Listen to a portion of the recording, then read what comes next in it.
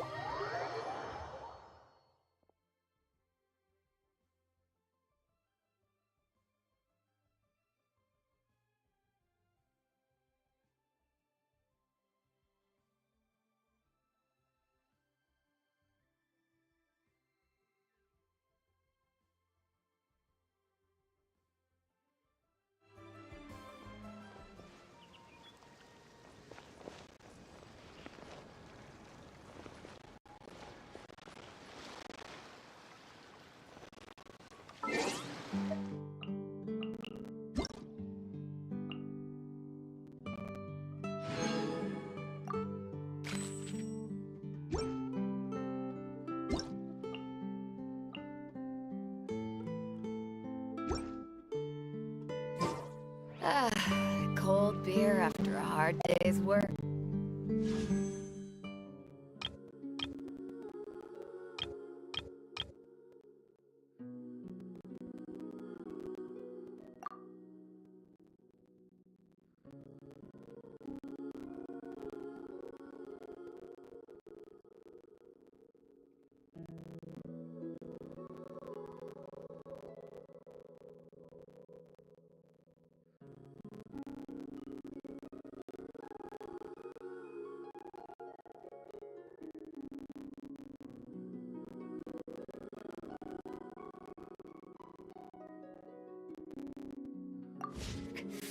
Nothing.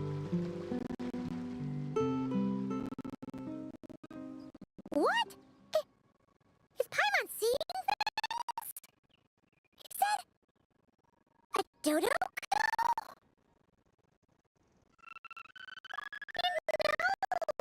There really is a Dodoko over there. It looks like Barbeloth.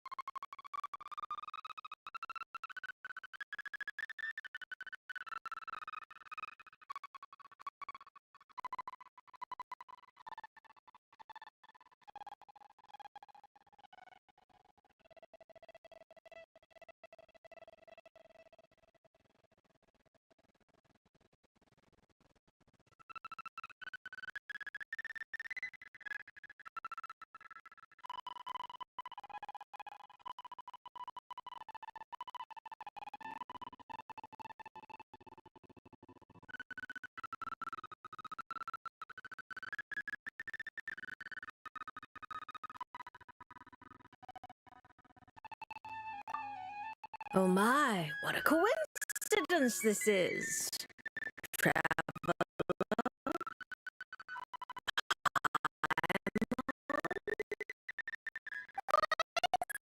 something so fishy about Harry. Such a powerful fortune teller.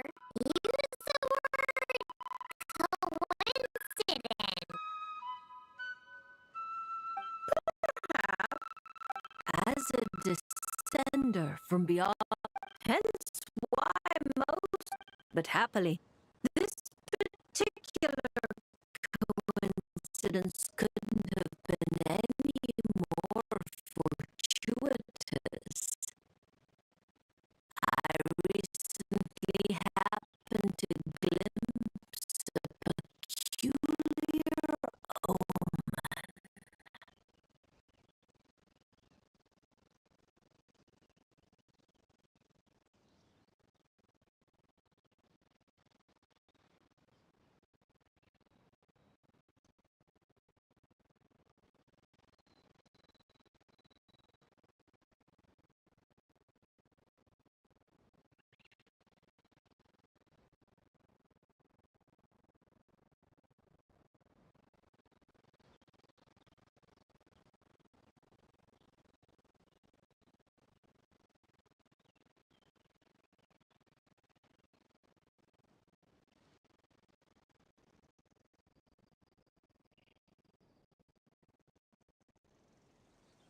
And since I had some free time, I decided to perform a brief divination and follow the omen's core.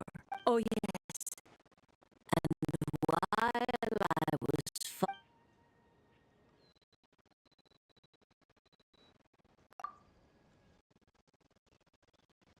see, didn't I tell you? Someone with so many friends was bound to recognize them all.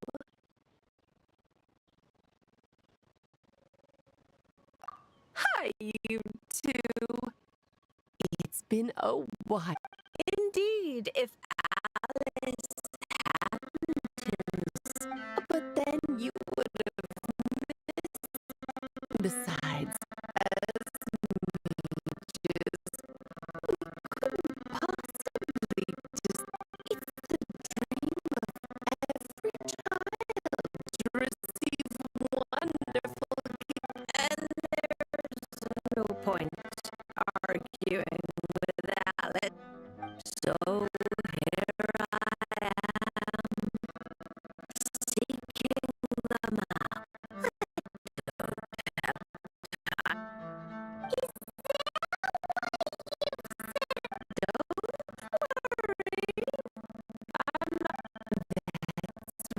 Right, and I installed Dodoco.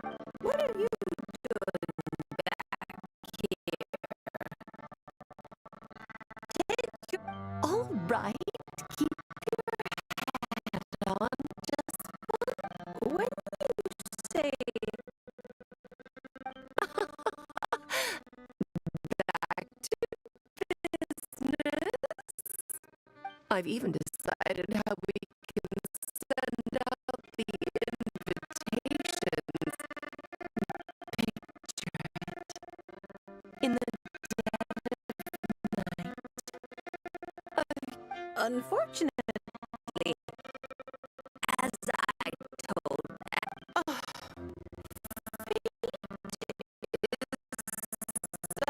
and as I do hate waiting for part.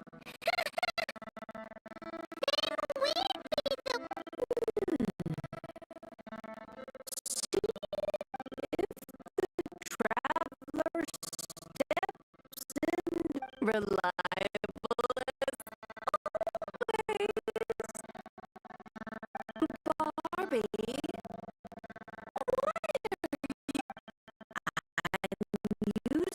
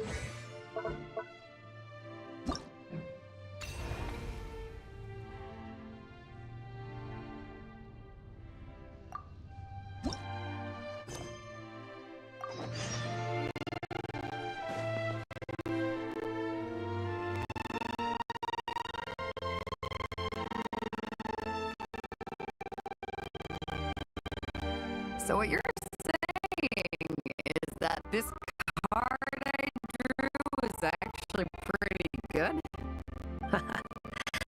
Fate is, however, talking solely this card symbol, no matter what.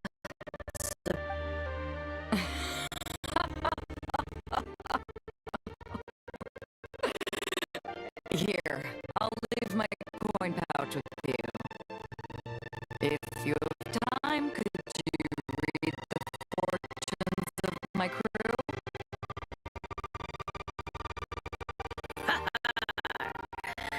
That's We've sailed the ship from one corner of Teyvat to the other, braving the winds and waves.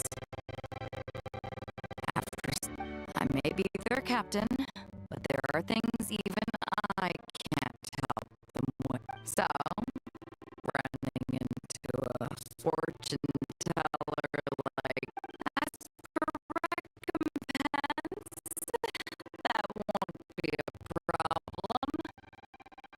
We've done good business on our way here and dragged in quite the haul. as intriguing an offer as that. Ah, Traveler, Paimon. I haven't seen you in a long time. I'm here on business, of course. And our esteemed Tianjuan. Who knows what kind of scheme she's cooked up this time. A few days ago, completely doesn't ask my opinion, just whips out a detailed idea. I haven't had any urgent business. What was supposed to be a 2-week, I figured since we're already here, we might as well stick her. Matter of fact, just yesterday I booked and the crew's still sleeping, but I only made it a few steps before this, fortune teller stopped me and asked me to draw a card. Here, it's the strength card. Looks like a good one, and Upright strength. It certainly does. don't. I wouldn't say it's good or bad, and it's clear that you possess both, to borrow a metaphor, but you must know that it's not only the lost and weak who are attracted to the believing that it can keep them warm. The light burns more intensely. Only by now, it looks as if no one does. If that's your friend who knows how to help. A rare friend to have. Her? Take this trip. It all makes sense now. I was just thinking. So, being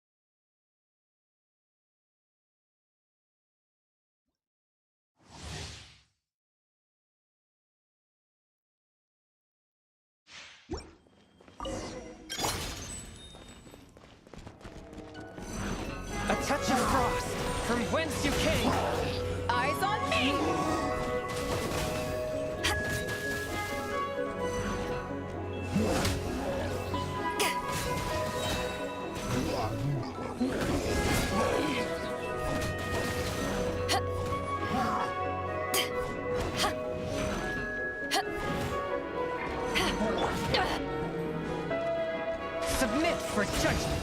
Forth my blade!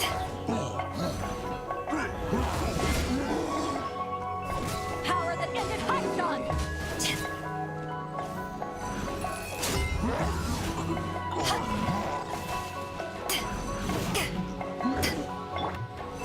Spirit blade! Attack!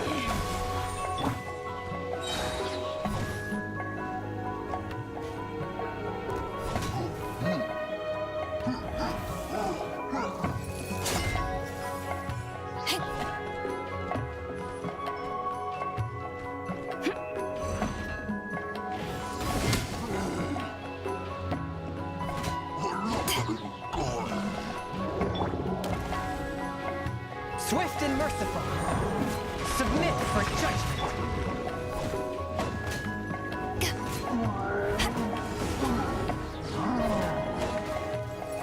Eyes on me!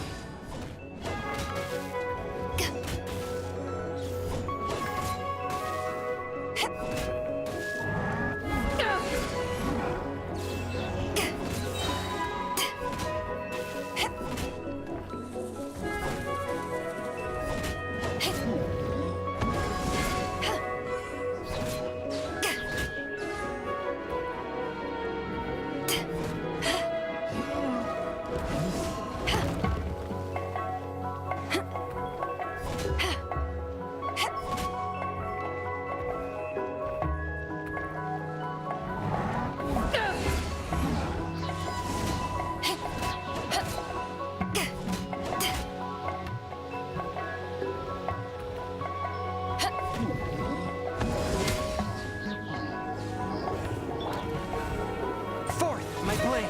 Spirit blade! Attack! Power that ended Hypnon!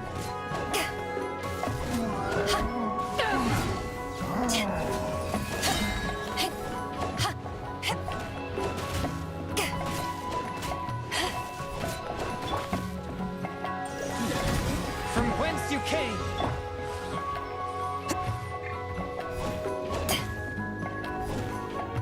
To ashes!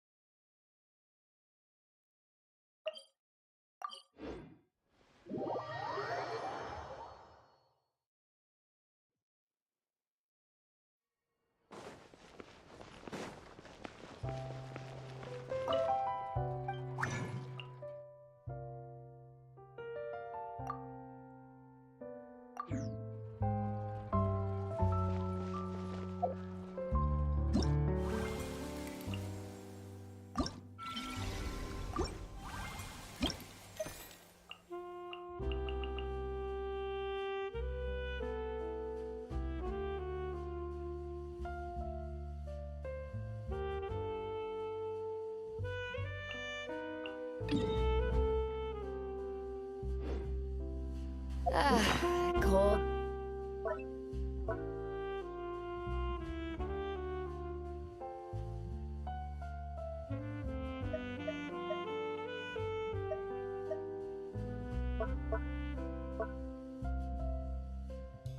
Here after a hard day's work.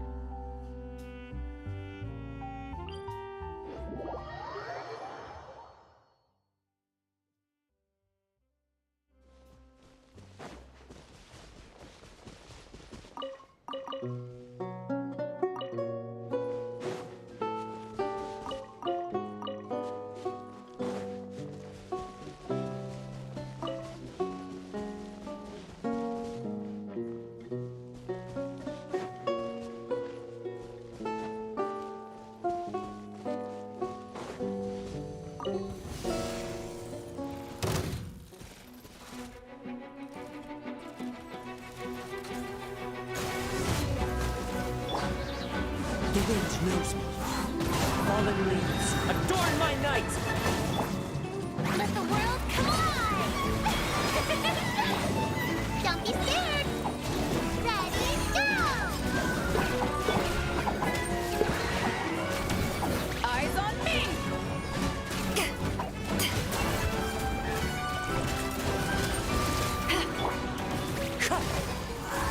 As one with wind and cloud!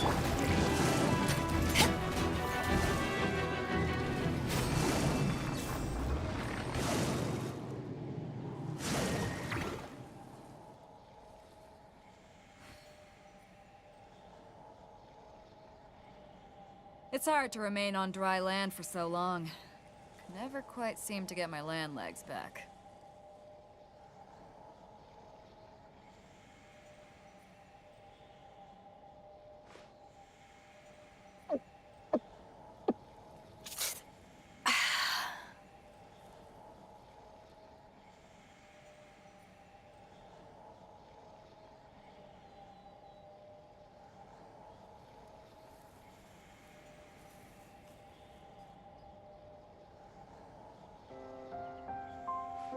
If you ever want to trade tactics, I'm always ready.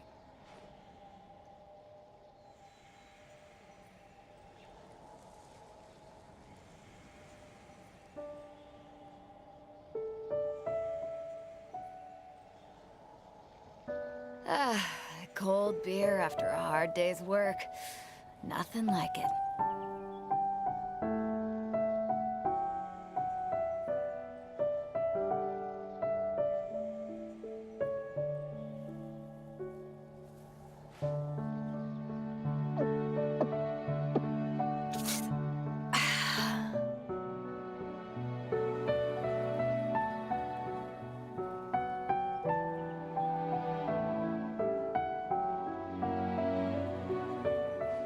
If you ever want to trade tactics, I'm always ready.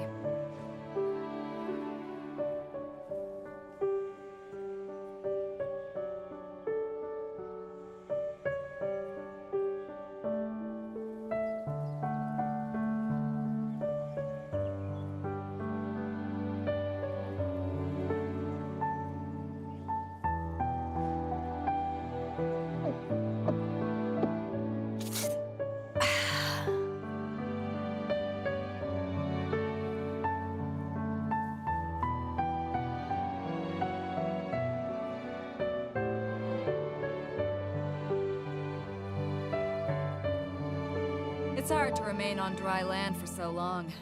Could never quite seem to get my land legs back.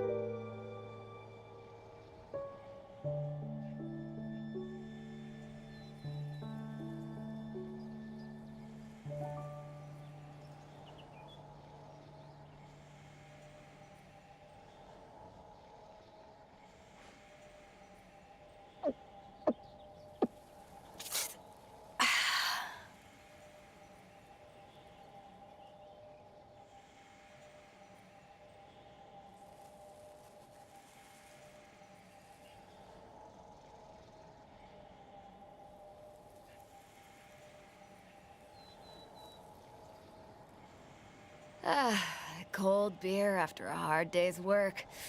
Nothing like it.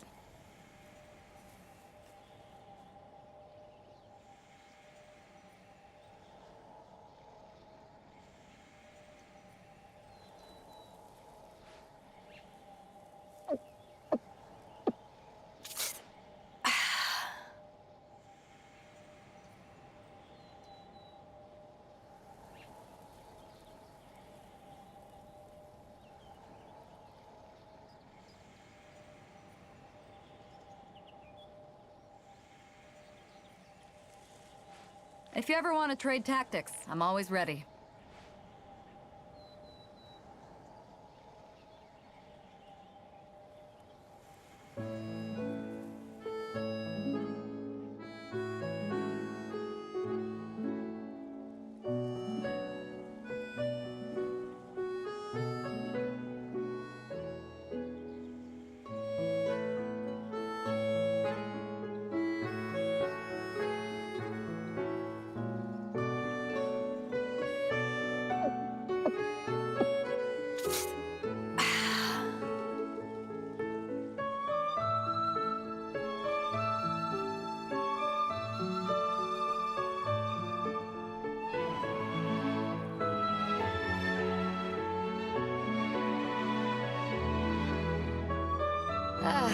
Cold beer after a hard day's work. Nothing like it.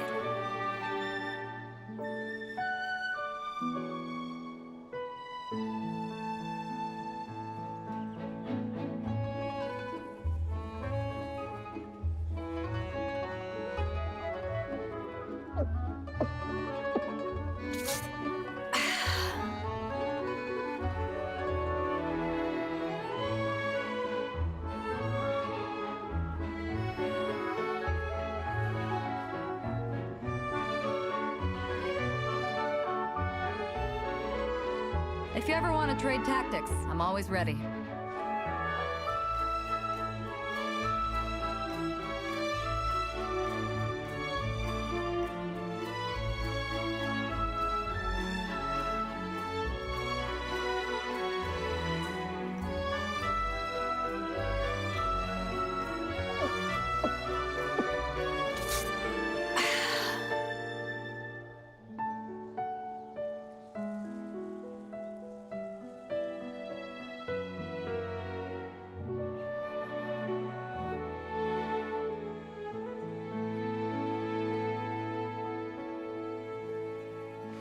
If you ever want to trade tactics, I'm always ready.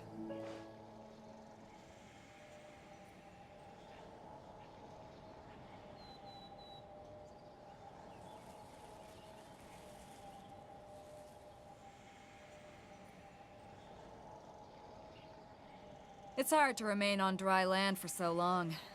Can never quite seem to get my land legs back.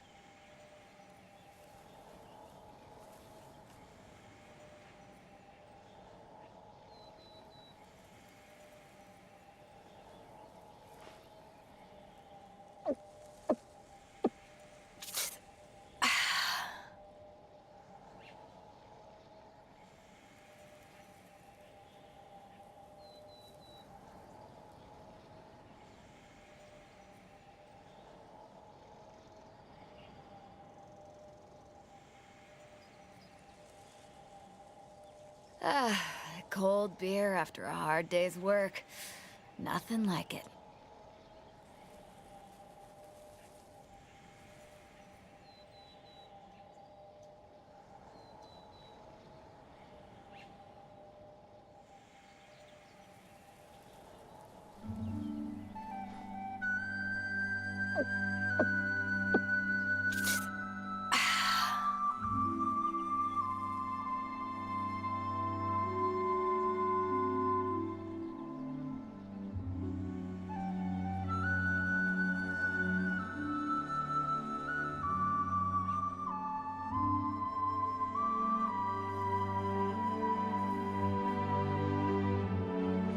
If you ever want to trade tactics, I'm always ready.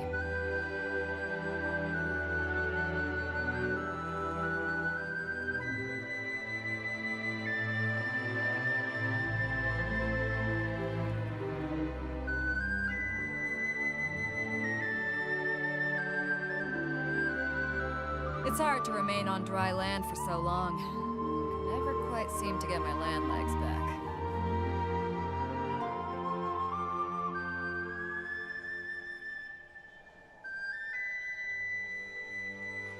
If you ever want to trade tactics, I'm always ready.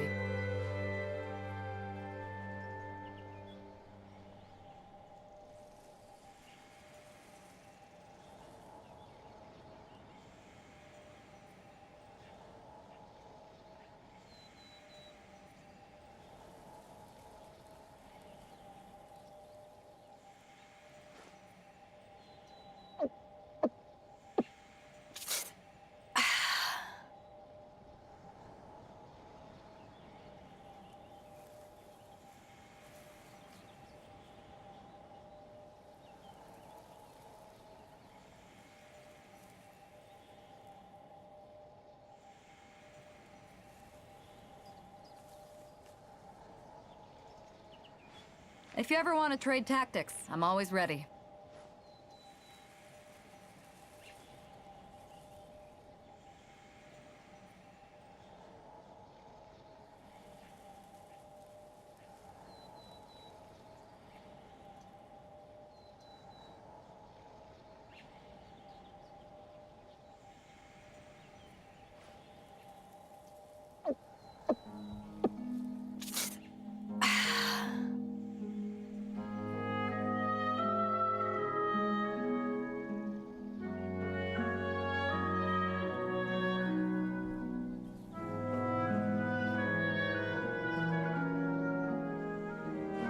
If you ever want to trade tactics, I'm always ready.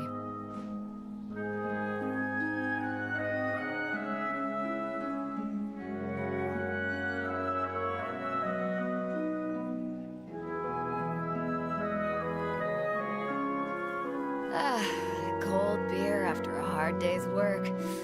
Nothing like it.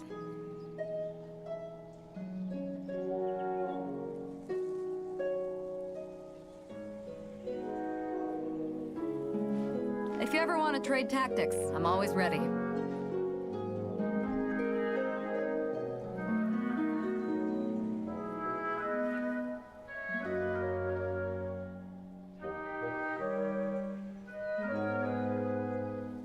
It's hard to remain on dry land for so long. Never quite seem to get my land legs back.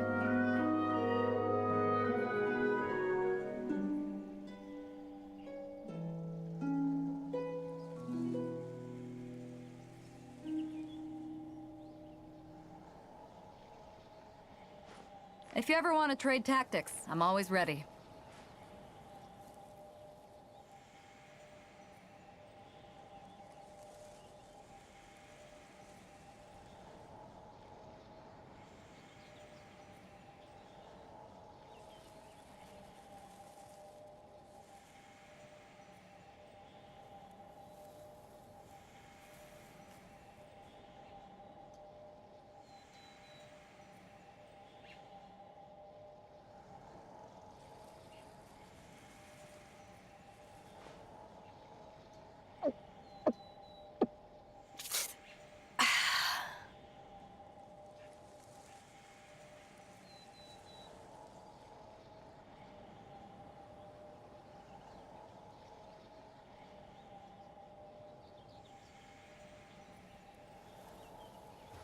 If you ever want to trade tactics, I'm always ready.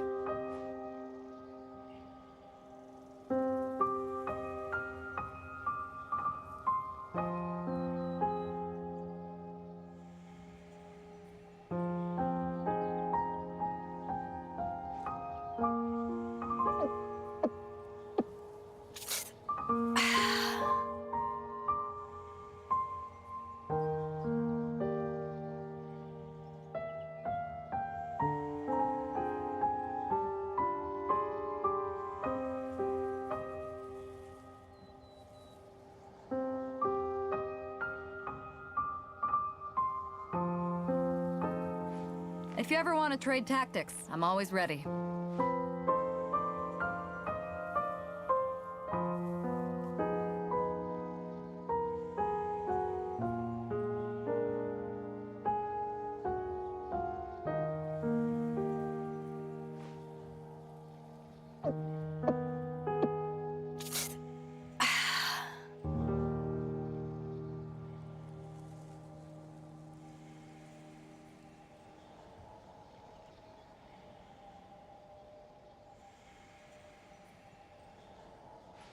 If you ever want to trade tactics, I'm always ready.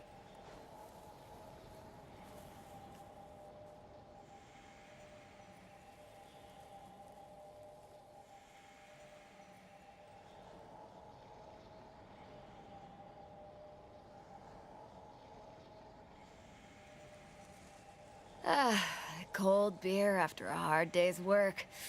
Nothing like it.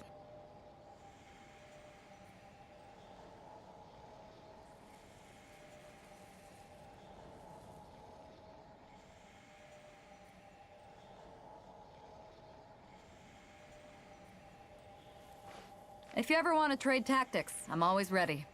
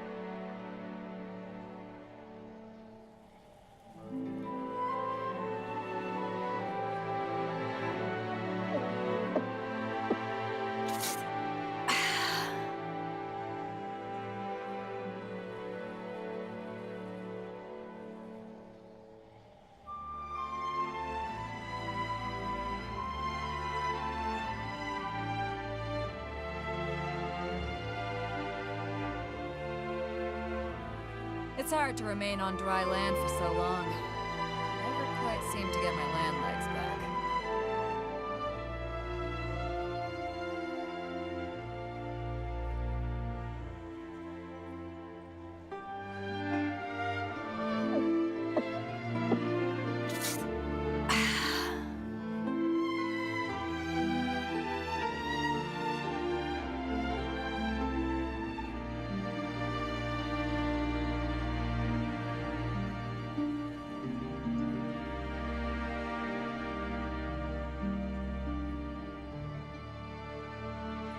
If you ever want to trade tactics, I'm always ready.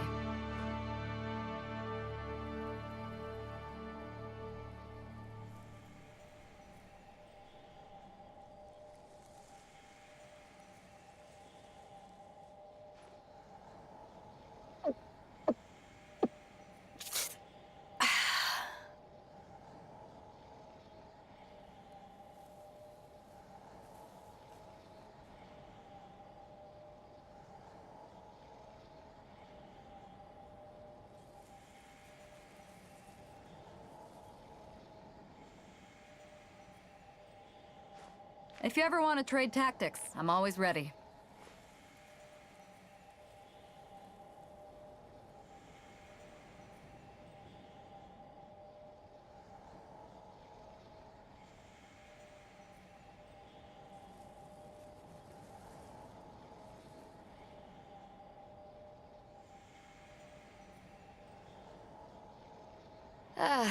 Cold beer after a hard day's work.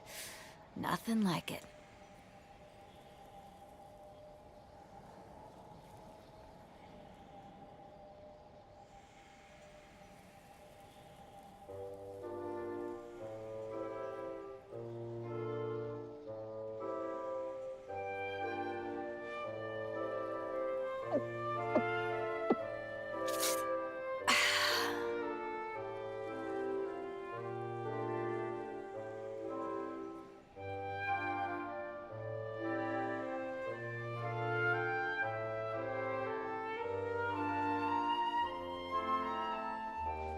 If you ever want to trade tactics, I'm always ready.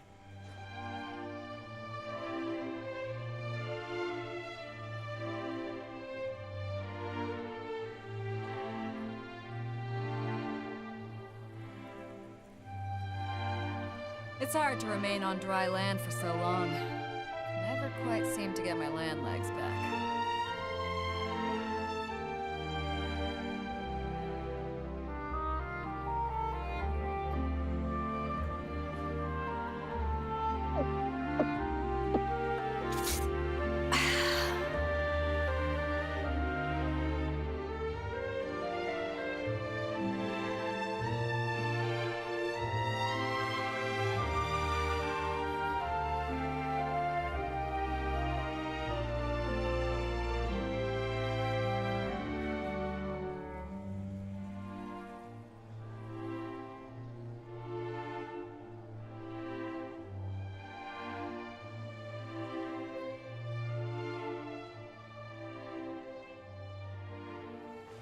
If you ever want to trade tactics, I'm always ready.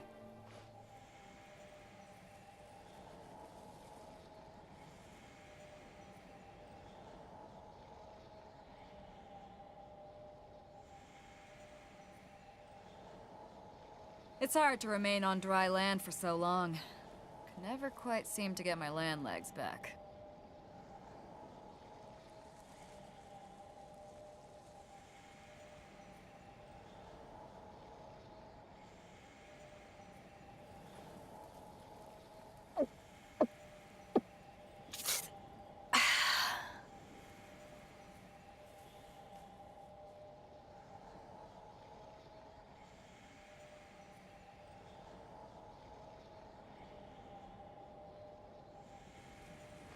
If you ever want to trade tactics, I'm always ready.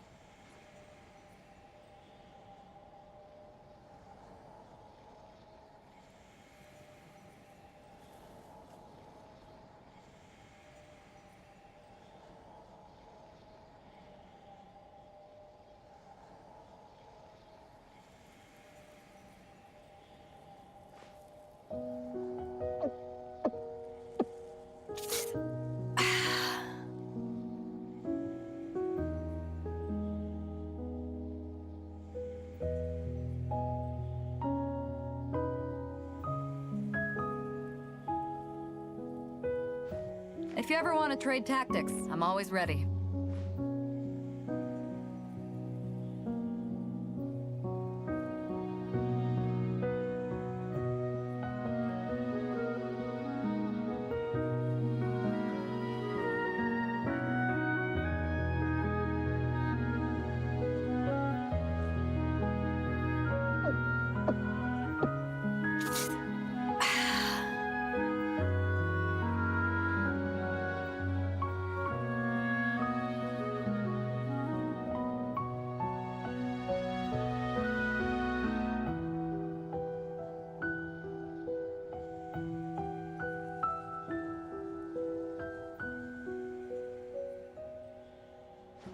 If you ever want to trade tactics, I'm always ready.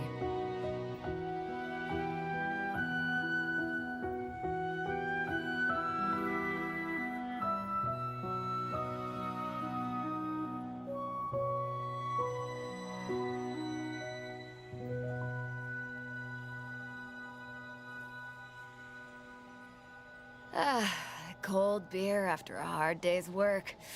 Nothing like it.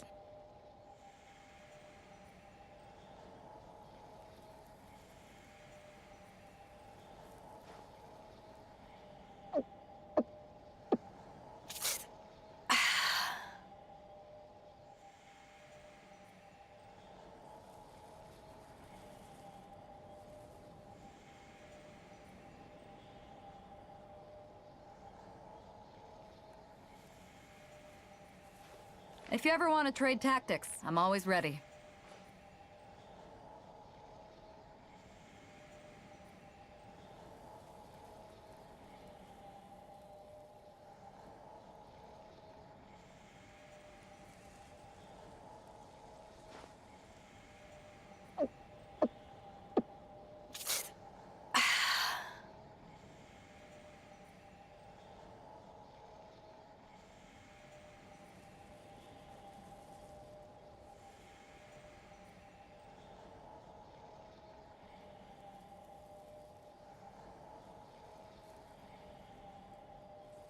It's hard to remain on dry land for so long. Can never quite seem to get my land legs back.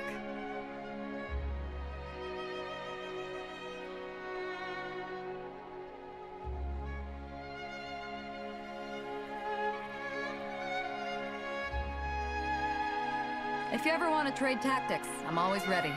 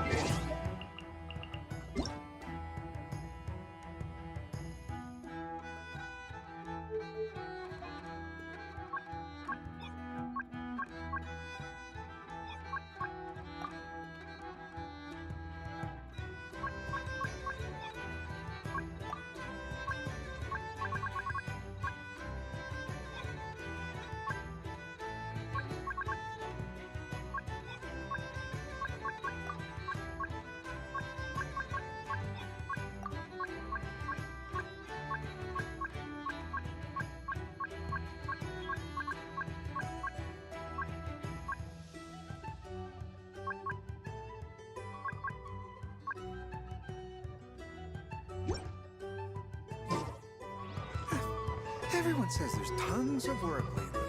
Why is no one coming to me?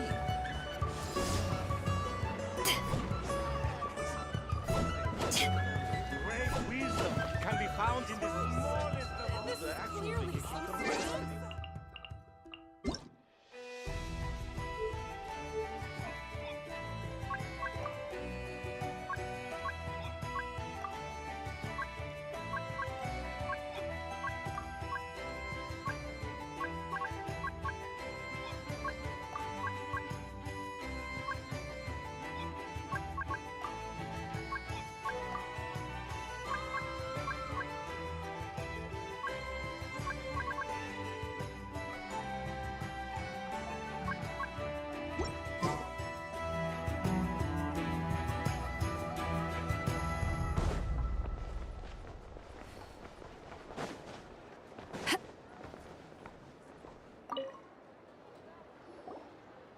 Ah, Traveler, Paimon. It's been a while. As it happens, there is a letter here for you. One moment. Here. A letter? From who? Dear Diary, I'm Kale. I work as a trainee forest ranger under my master, Tainari. I'm also studying at the academia. I've been getting better and better at reading lately. Mr. Al-Haytham says that the written word is a crucial medium for exploring the world and understanding oneself. That's why I decided to start this diary. That said, what should I write about? Things are pretty quiet in Sumeria these days. Life is good. Every day is a fulfilling and happy one. When I think back to the days when I suffered from Elazar, or way back to when I was injected with God remains, I'm in a much better place now. I hope it stays that way forever. I'll leave it there for now. Master said he'll take me shopping in Sumeru City today, which is great because I've been meaning to visit the toy seller at the Grand Bazaar for a while now. Kale, time to go. Yes, Master! Huh?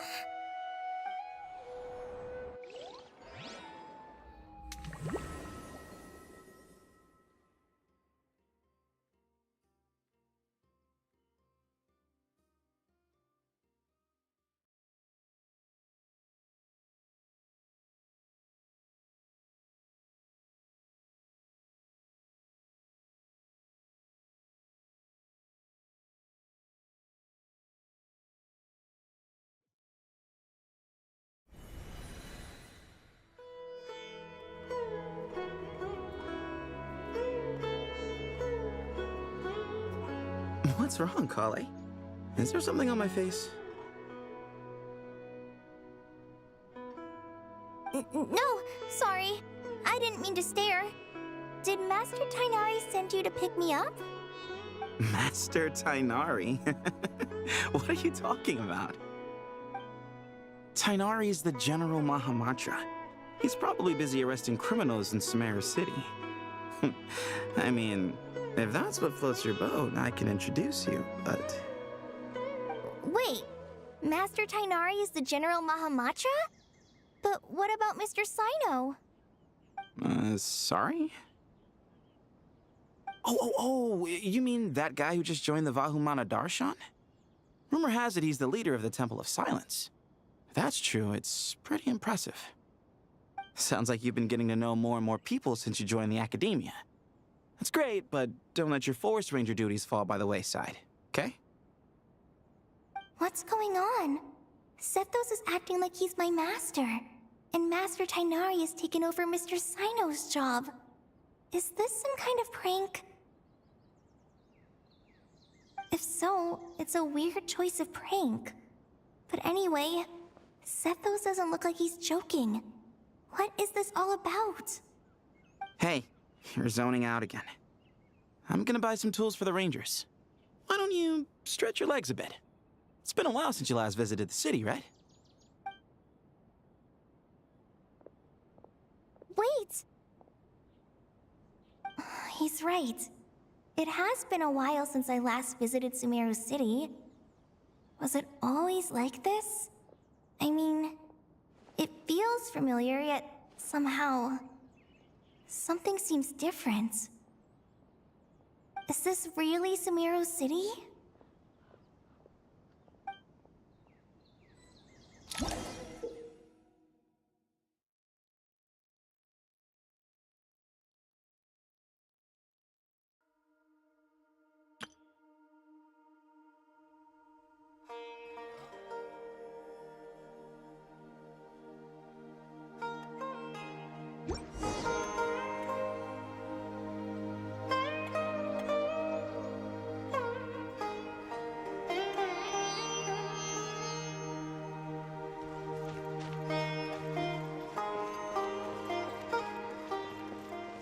Hey, did you see who just walked by? I think she's that famous Merc.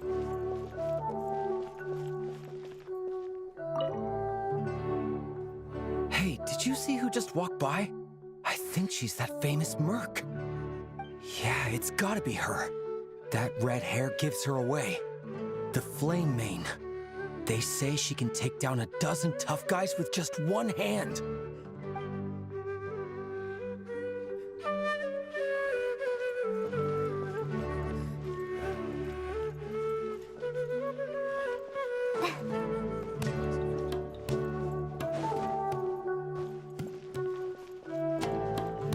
How will I ever save enough money to buy that custom-made axe with floral carvings from the blacksmith? How will I ever save enough money to buy that custom-made axe with floral carvings from the blacksmith? To use as a weapon, of course. As Hussein's secretary, I must ensure his safety. Don't underestimate me just because I'm a homemaker. I used to be a mercenary in the Corps of 30. Peace is precious, but you must always be prepared for the worst.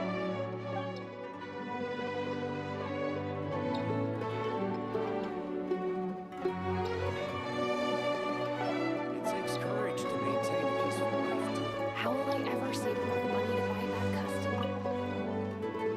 It takes courage to maintain a peaceful life, too. Hello, my name is Hussein. I'm responsible for managing administrative affairs in the Grand Bazaar and Treasure Street on behalf of the Academia. It's always one thing after another. If only everyone was as good-natured as the great merchant Kaveh Bey.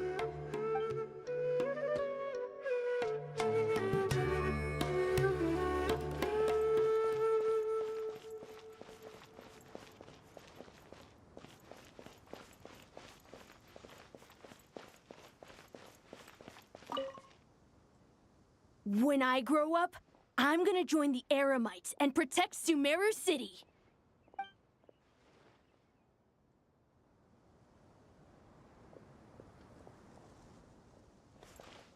It takes courage to maintain a peaceful... I heard that the sage disappears without a trace as soon as he gets off work. It's a little mysterious if you ask me. I heard that the sage...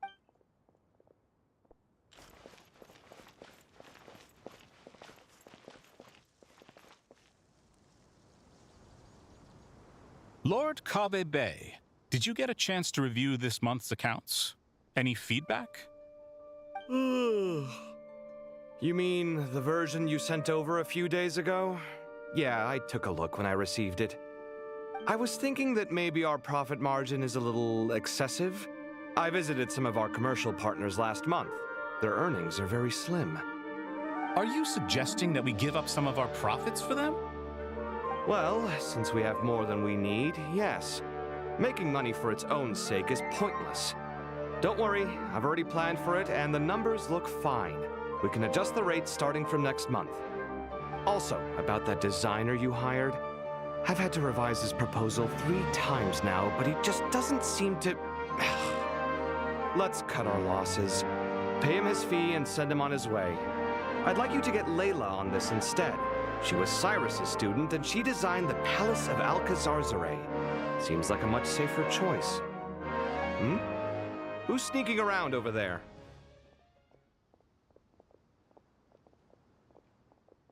Mr. Kaveh? Do you recognize this person, sir? Yes, it's all right. We've met. This is Kale, Sethos' trainee. He brought her along the last time I went for drinks with him. What brings you to the city, Kale? Is your master here too? No, this is all wrong! Why is Mr. Kave saying that too? Tainari is my master, not Sethos. This can't be real. I have to ask someone else. There's gotta be someone else out there who still remembers the truth. Hey, wait! Don't run off! How strange. What's gotten into her today?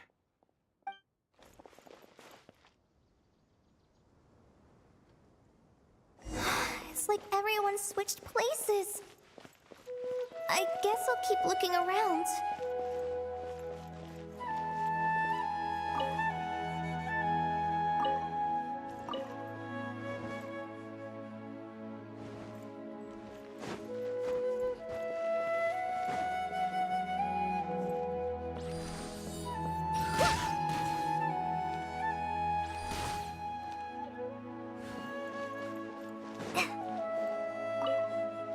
The Grand Sage always used to disappear the moment he got off work, but recently, for whatever reason, he's been seen sifting through records in the House of Dana late into the night. We asked him if there was anything unusual going on, but he answered us with a question of his own. Don't you find it strange that someone with my personality would willingly accept the position of Sage?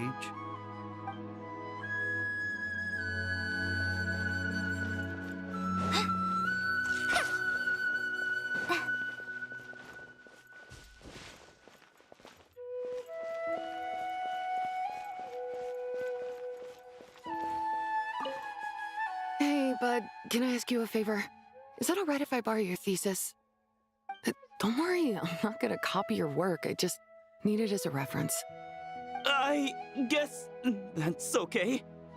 But if our theses end up sounding too similar, it's gonna be easy for them to spot. Yeah, trust me, plagiarism's the last thing on my mind. The only reason I ask is it's been really hard to get my hands on any reference material lately. Why don't you go ask the Grand Conservator? Candace should be able to find you what you need. She's super friendly. I'm sure she'll be happy to help. Really? I always assumed she'd be tough to negotiate with. Fair enough. I'll try my luck at the House of Dana later then.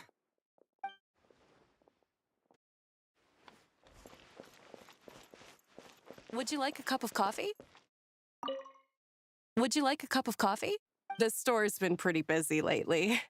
Lots of customers have been feeding Ashru, who watches over the shop, and now Ashru's put on quite a lot of weight. Maybe I should put up a sign saying, "Please don't feed the cat."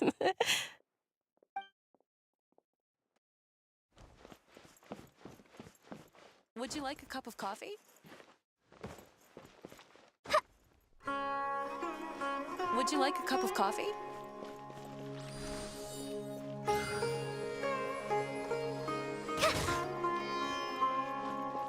Students are under so much pressure these days. Sometimes I just want to write their papers for them. Students are under peculiar papers come to me for review every day. I really wish they were able to relax once in a while and not be constantly plagued by academic conundrums. It doesn't do a person any good to spend too long down the rabbit hole.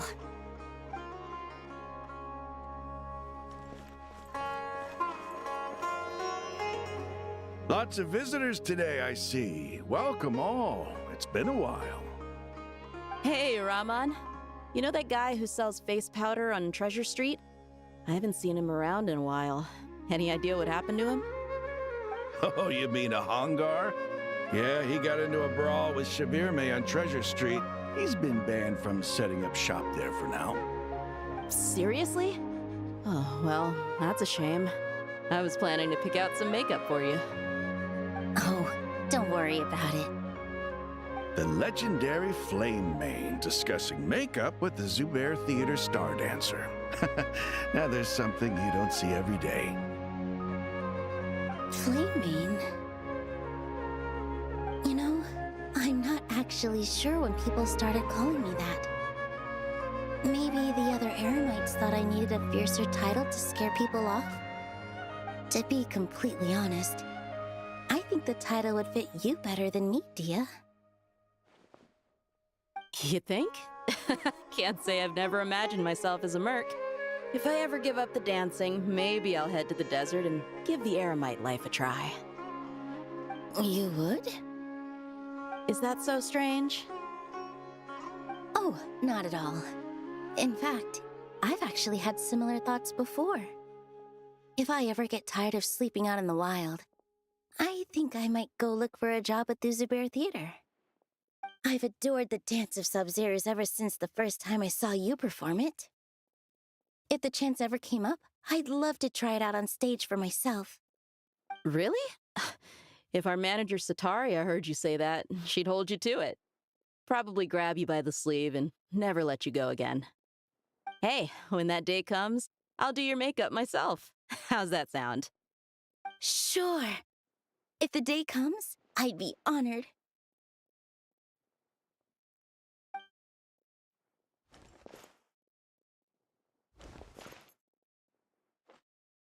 Everyone I know, everything I've ever known. Suddenly it's all a jumbled mess. The question is, who's right? Them or me? My head feels so heavy. I can't think straight. Nilou, have you been to Aru Village recently? I've got a friend who I haven't seen in a while. I was wondering how she's doing. You mean Faruzan, the guardian of Aru Village? I saw her not too long ago. She seemed completely absorbed in her research. No change there, then. I'll have to catch up with her the next time I'm out that way.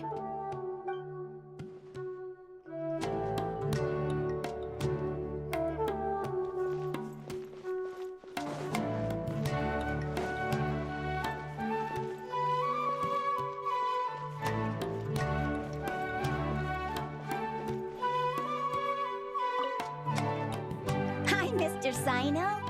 What are you thinking about? There's a chapter in King of Invocations where the spirit of someone who died long ago possesses a living man's body. To the outside world, it looks like he's developed a whole new personality. I was just thinking how terrifying that would be for his friends. Imagine waking up one day to find that a friend of yours has suddenly become a different person. Huh? So what got you thinking about that? I don't know, but something feels off. Everything looks fine on the surface, but can human perception really be trusted?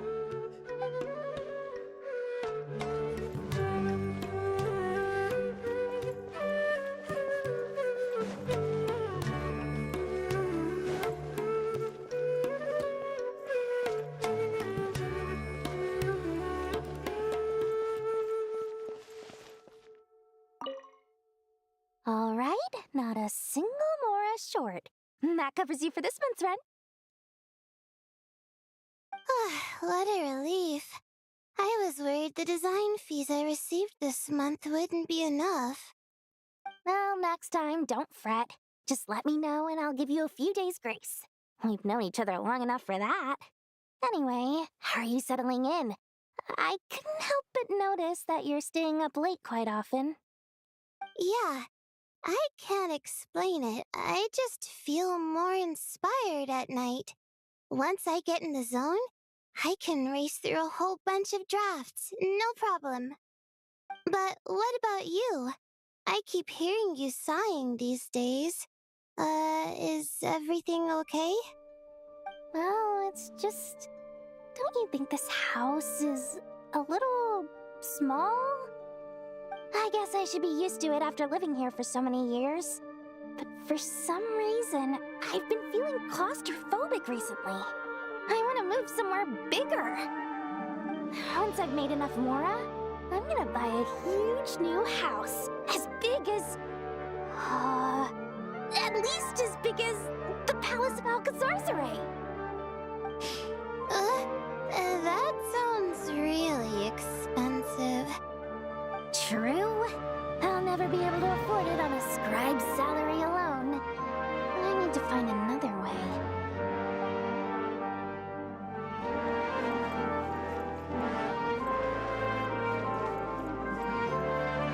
There's no one over there.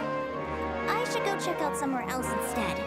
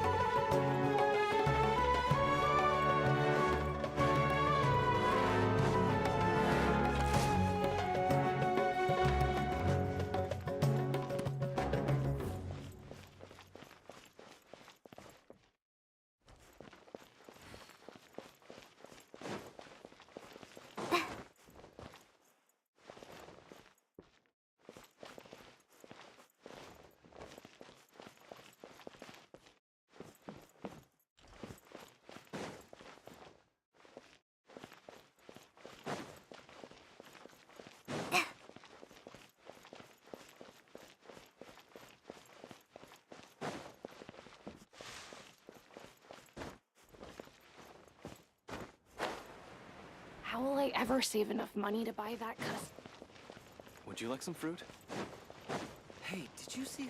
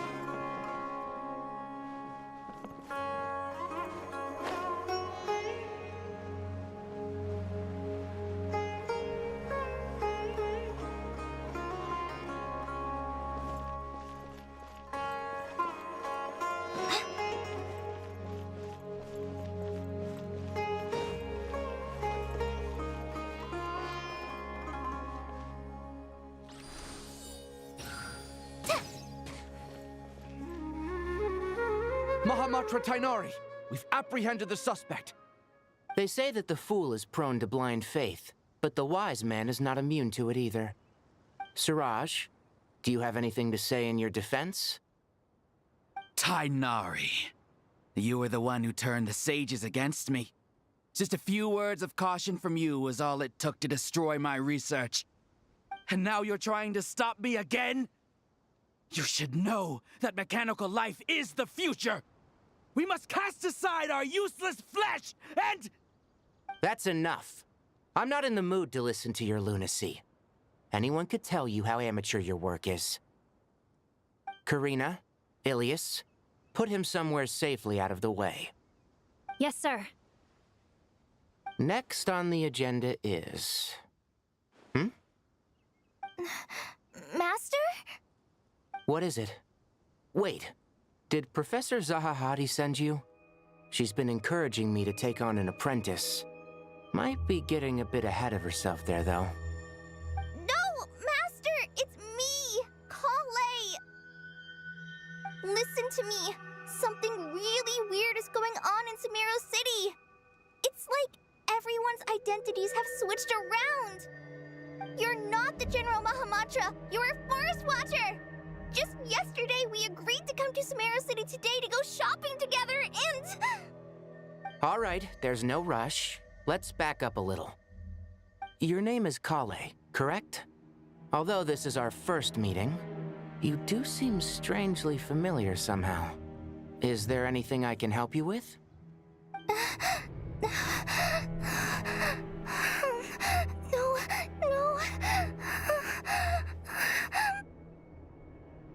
Master!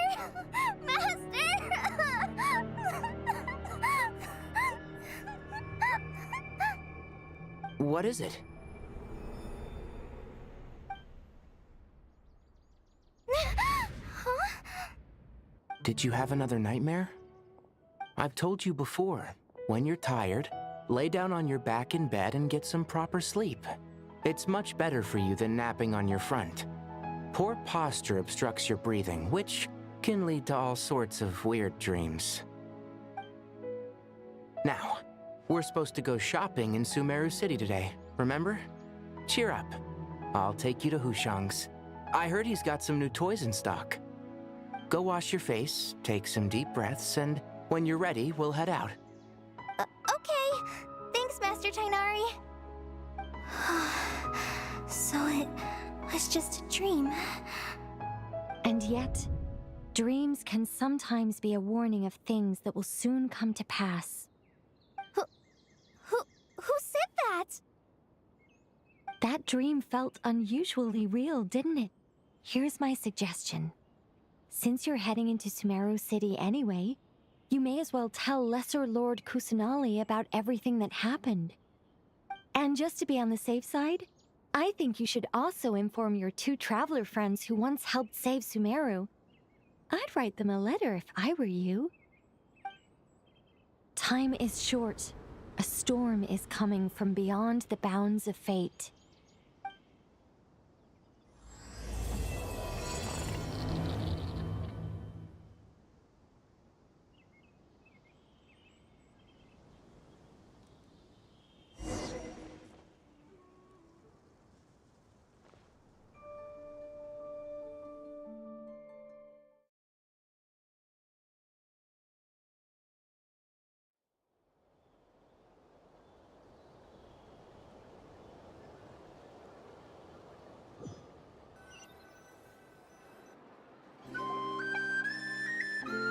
What a strange situation. No wonder Kali was in such a rush to write us a letter. Imagine waking up one day to find that everything around you has changed. You might not even recognize Paimon anymore. Oh, that's a scary thought. Let's get to Sumeru and find out what the heck is going on.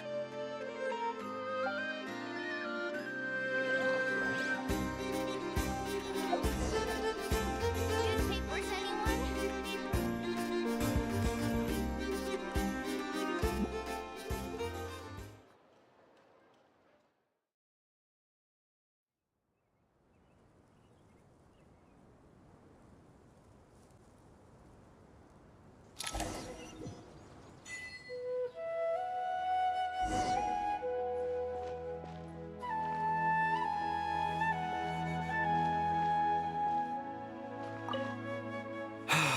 I can't believe I have to move so far away on such short notice. I made an automatic watering device so that my flowers won't wither and die while I'm away from home. Hey, do you think renovation works is the real reason they're moving us to Caravan Rebot? There's a rumor going around that Sumeru City's buildings aren't earthquake-resistant enough. Maybe that's it? All we know for sure is that the order came down from the Dendro Archon herself.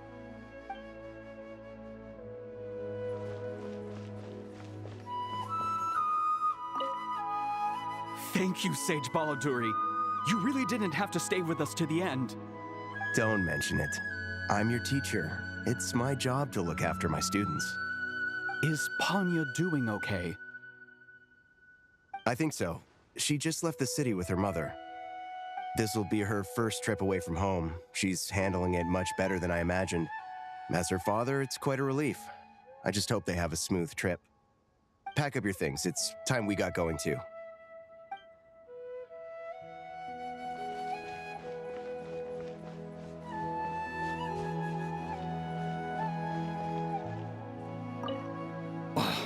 As if work and family aren't enough to deal with already.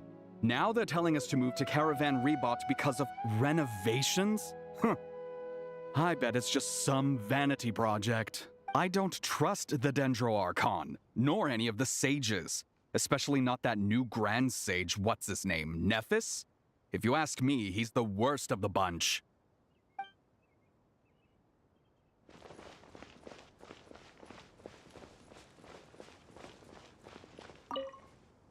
Hey, mister. Are you a robot? Shh! Look! He's pretending to be human. He definitely doesn't want anyone to find out he's a robot. I am a robot. I was designed to infiltrate the human world undetected. My mission is to find an opportunity to destroy humanity. I knew it! It's just like in the picture books. What do we do? We're the only ones who know his secret, right? Surely he won't silence us for good. You have discovered my secret. Now I must take you as my prisoners. I will tickle your feet until you join the robot army.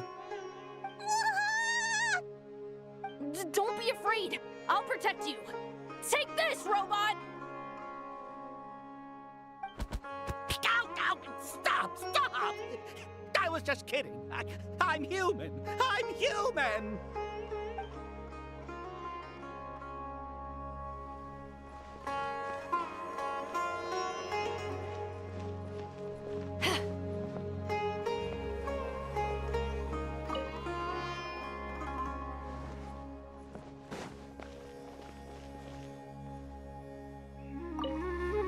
Hey, now's not a good time to visit Sumeru City. We're actually getting ready to move out ourselves.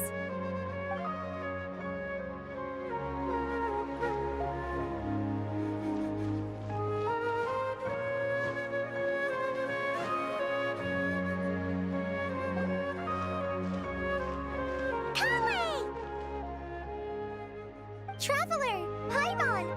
Thank goodness! I'm so glad you made it! Of course! We won't let anything happen to you, Kale. So, what's going on in Sumeru City? Looks like lots of people are moving or something. Yeah, I was just gonna say.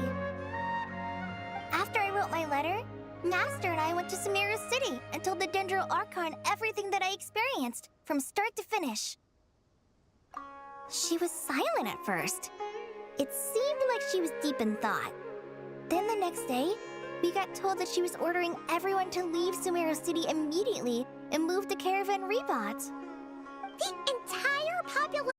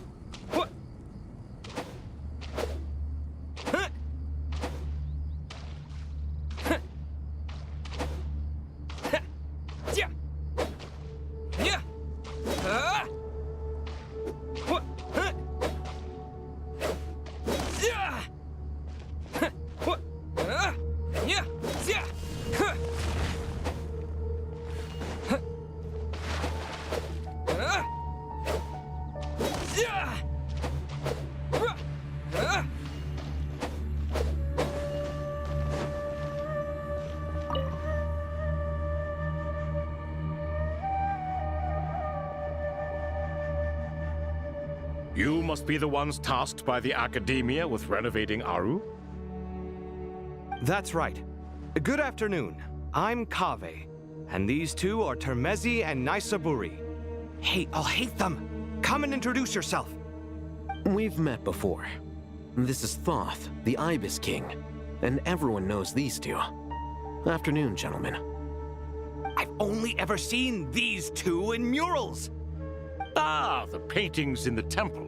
They show us chatting, playing cards, playing chess. Precisely the activities we most enjoy, funnily enough. No, only you enjoy playing chess. We were just humoring you. I wouldn't go that far. Back to the matter at hand. A preliminary assessment by the Academia indicates that this project requires expertise in various disciplines, including the deciphering of ancient texts, mechanical engineering, the restoration of ancient ruins, and elemental theory. The most capable minds in their respective fields are here before you. If there are no objections, we'd like to begin our work. The artisans who built Aru for Al-Ahmar gave their very lives to create this splendid work. Follow their example by giving your utmost devotion to this project. I didn't know that.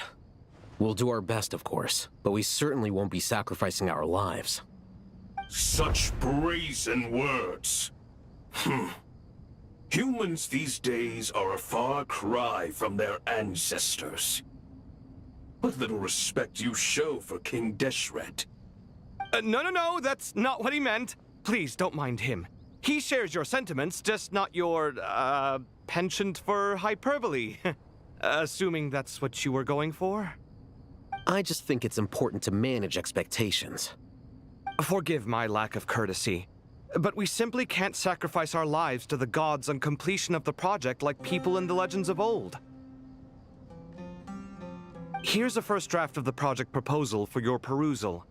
Please let us know if you have any requests. Normally, I'd have made it look a lot more visually appealing, but we were really pressed for time on this occasion. I hope you'll forgive me if it's a little rough around the edges. Naturally. If my fellow ministers deem this meager display of respect sufficient, I suppose I can consider agreeing to their proposal. Why are you so preoccupied with the ostentatious displays of respect to Al-Ahmar? We should be trying to make things easy for them. You never know. We might have to rely on these young people to look after us in our old age. Exactly. This is Aru's mainframe. Be reminded to use it with great caution. We certainly will. Thank you for your assistance. You may attempt to lay out punishment should you so desire, though I'm afraid it would be futile. You and I both know that certain components of Aru can only be operated by humans. King Deshret always believed in humanity. Still, the reason that Aru's modules are designed that way is not so much because he trusted them, but more because he was wary of you. Is that true? No wonder human artisans helped to build Aru then. He actually required human assistance to create his greatest work. Naturally. Have you noticed that the Goat King keeps giving superficial responses? It's like he's just going through the motions and leaving the real debate to his colleagues. He understands the art of perfunctory speech. That's what earned him his position as the Minister of Ministers. It seems the rumors about King Deshret being a poor judge of character are baseless after all. Excuse me for being blunt, but it sounds suspiciously like you're putting yourself on a pedestal and mocking me. You're mistaken. And while there's nothing strictly wrong with making every conversation about yourself, it's not exactly a positive tendency either. You? Whatever. I knew it'd be like this working with you. All right, let me past. I need to look at this console. It's your job to activate it after all. Let's begin. Everyone, please proceed with the external checks and preparations as per the procedures outlined in the engineering plan.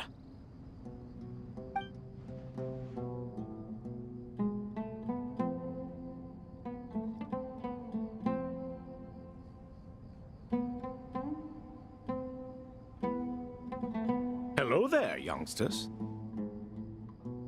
Whoa, the Ibis King came to life. What do you mean, came to life? I've been alive the whole time. You did say we could start our research, right? Are you having second thoughts now? I've reviewed the proposal. The work you're planning to carry out on this grand device is ambitious in its scope. You have ample confidence in your abilities, I take it? I wouldn't say I'm feeling hugely confident.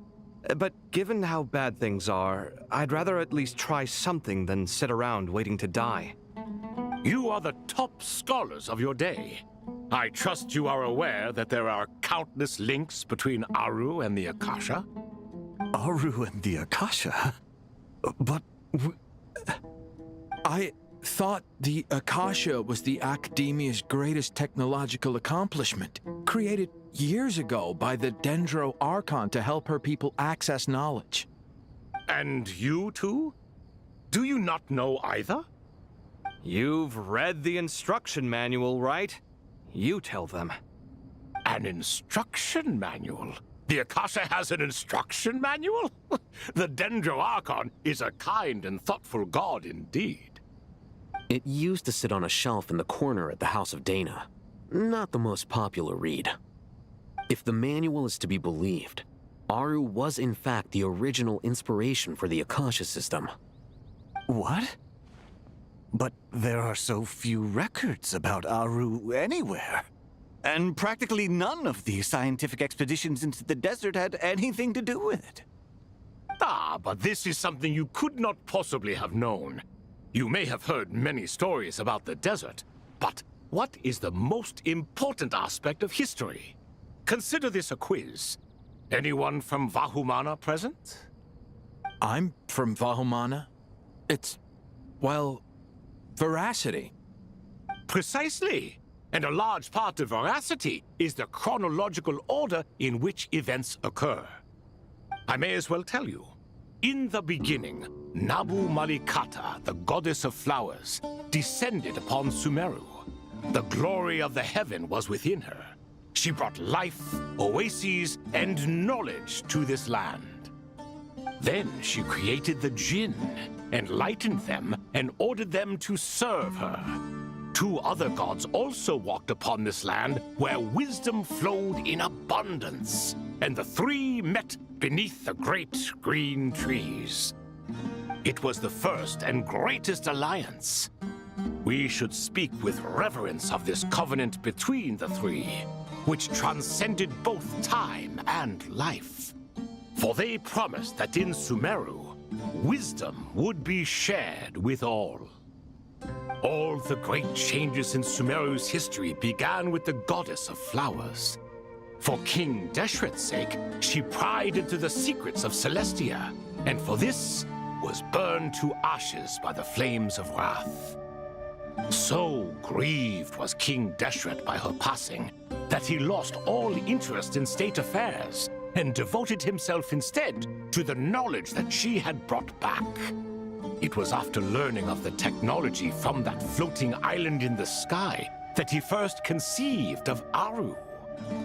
And so, the Akasha was inspired by Aru, while the basis for Aru itself came from Celestia's technology.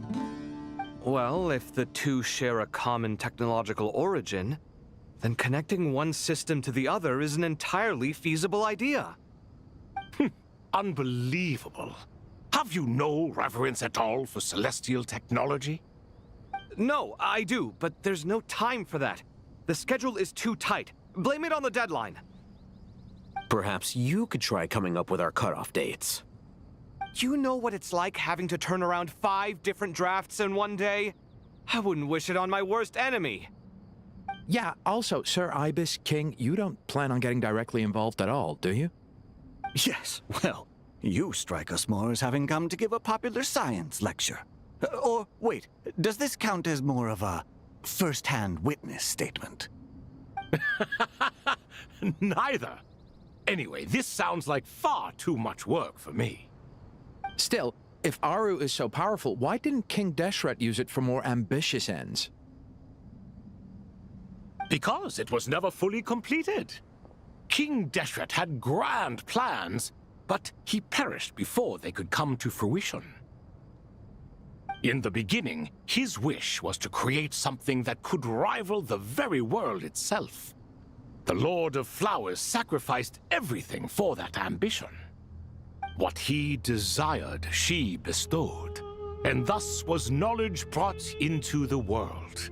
Her courage and sacrifice had to be honored with the most splendid of monuments, or King Deshret would surely have deemed it a grave injustice.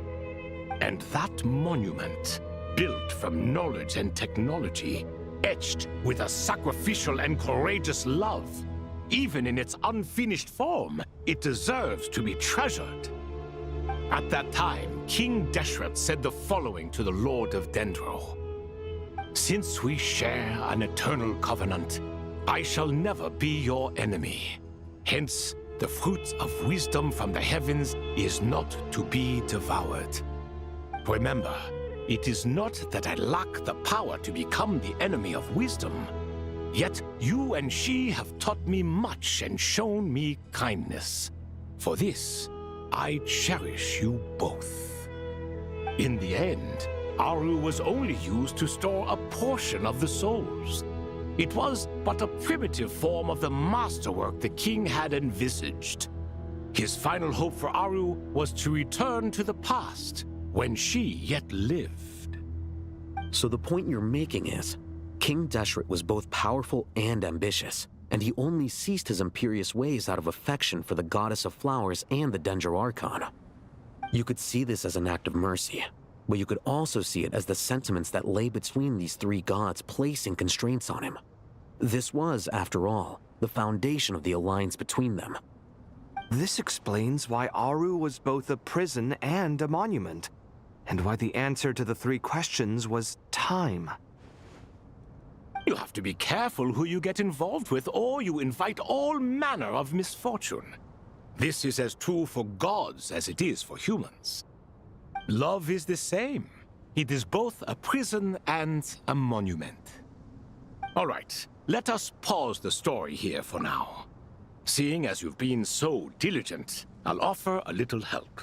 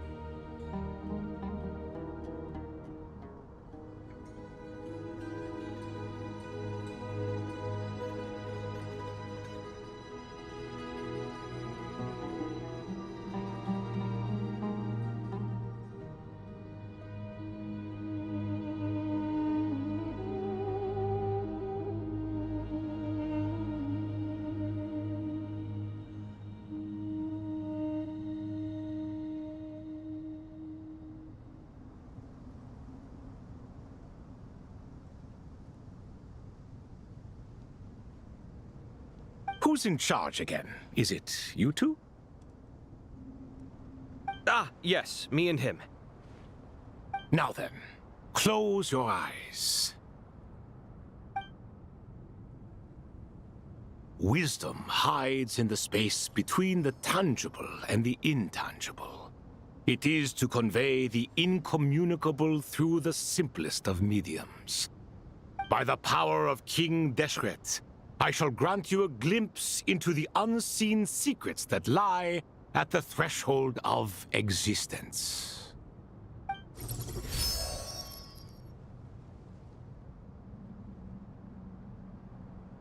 Where did this come from? Is it a new mechanism?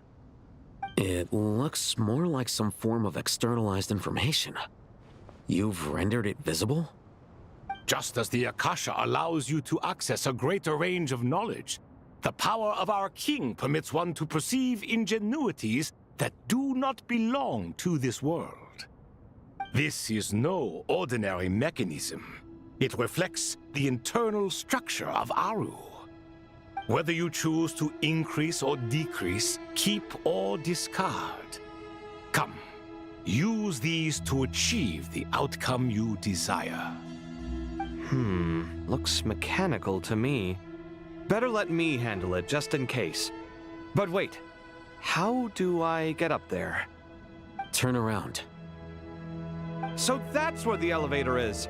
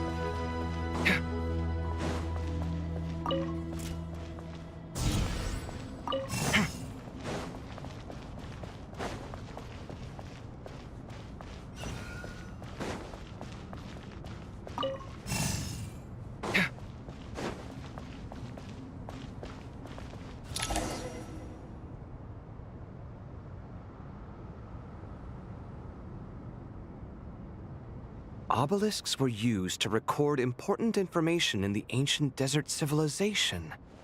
Hey, Alhaitham, there's some writing here I'll need you to decipher. I've sent it to your screen. Do you see it? Got it. It's a little blurry, but I should manage. Take a look and tell me what it says. Oh, and I'll send any other similar text directly to you from now on. Let's start with this one. It's a variant of an older script. Herein lie verses written for the Yellow Sands. Looks like cultural information from the age of King Deshret. If so, I suggest you delete it. Words thrown together merely for fun. I had no idea Aru kept a record of this. Well, as long as you're certain that this is strictly private information, that's fine. It is unimportant. All right, well, I guess I'll start now.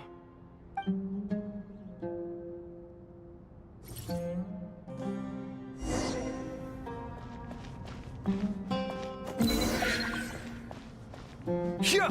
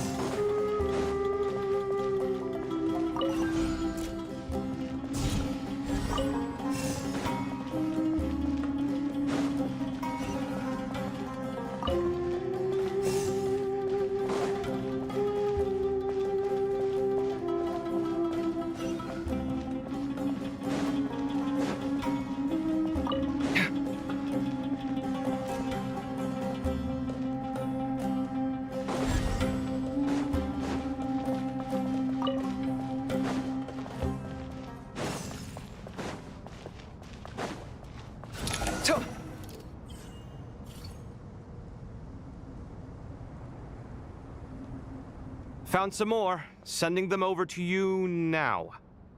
These are all reports about the Gurabad conflict. Can we delete them? I'd say so. Most of this information has already been archived anyway. What if there are details in there that Vahumana missed? What are we supposed to do if they come after us in the future? They'll just have to live with it. If we don't resolve these issues now, there won't even be an academia in the future, let alone a Vahumana Darshan. Yeah, you're right. Okay, done. There's some other similar monuments nearby. I'll check them out.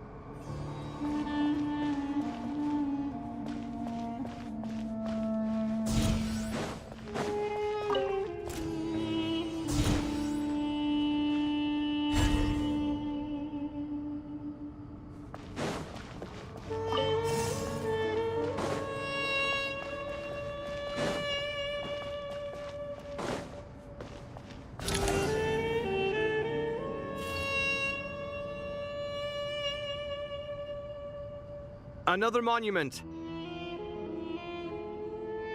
Hold on.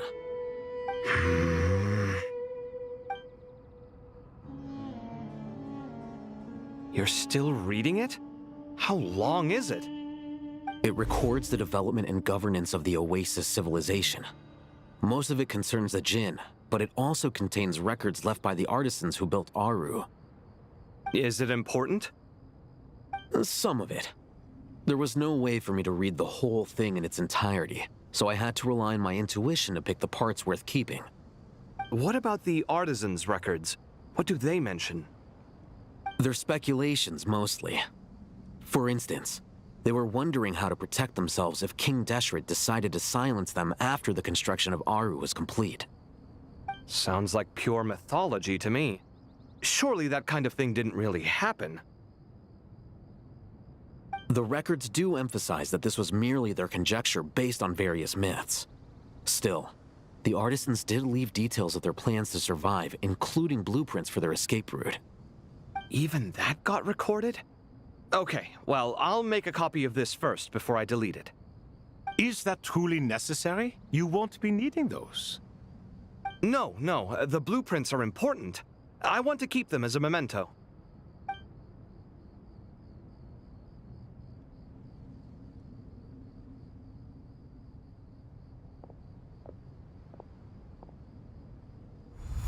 I think that should just about do it.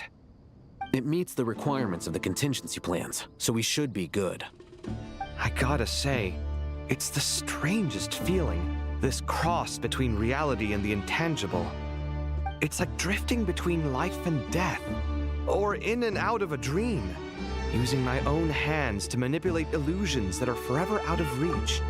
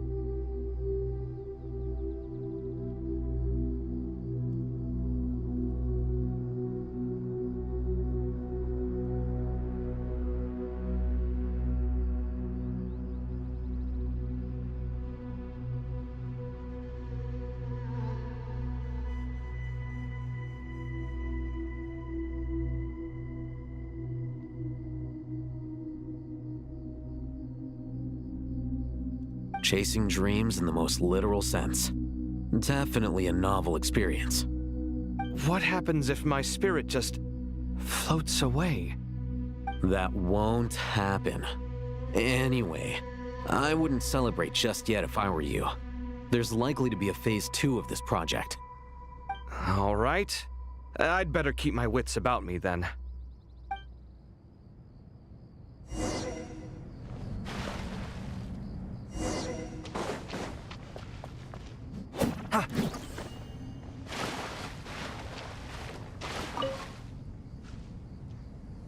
I expected that the outside world no longer respected the ancient gods, but even so, I do find the tone of these youngsters to be dreadfully impolite.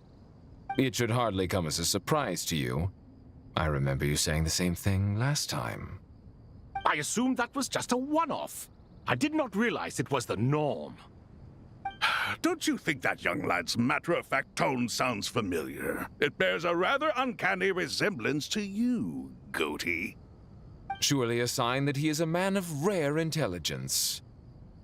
The rest of them, though, much better.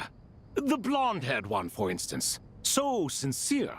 That's the kind of kid I can respect. Oh, really? Well, what about your disciple, Nefer? She's about the furthest from sincerity that a person can get. And now you hit the crux of the issue. Thoth is spouting lies again. He cares nothing for sincerity. He likes Nefer simply because her personality is just like his. Thus, in giving his approval to Nefer, Thoth is simply validating himself.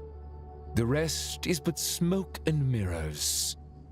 You have some nerve saying that. There really is no helping you two. Shut up, chess rookie. What nonsense is this? How dare you tell me to shut up? How can you engage in such banal chitter-chatter at a time like this? Aru has been opened. The glory and splendor of a bygone age is about to sweep over the earth like a flood. And you're here squabbling like petulant children. All three of you are insufferable. King Deshret was merciful, indeed, giving you a chance to be released from prison. I say, you should have been locked up for good. Ah, but Bennu, look on the bright side. Had they not been released, we would not have been awoken. Oh. You've been here this whole time. You should be scolding them along with me. I miss Hermanubis. It's not a real reunion without him here. And now you're avoiding the topic and talking to yourself. Why King Deshret designed your personality like this, I will never understand. Isn't this simply proof that our king supports my free will? Oh, look at those two rust buckets. Suddenly, you two do not seem so bad after all. Here, here. If being stuck together for thousands of years fosters no friendship, I cannot say what would. Naturally.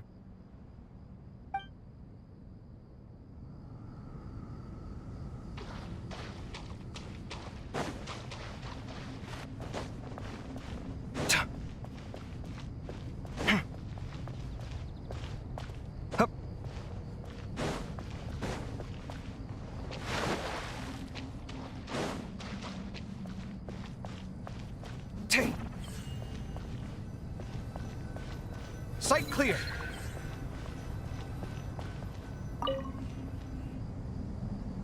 How's it going? Are things progressing smoothly? Well enough, I suppose. You know how it is. The work itself is only half the problem.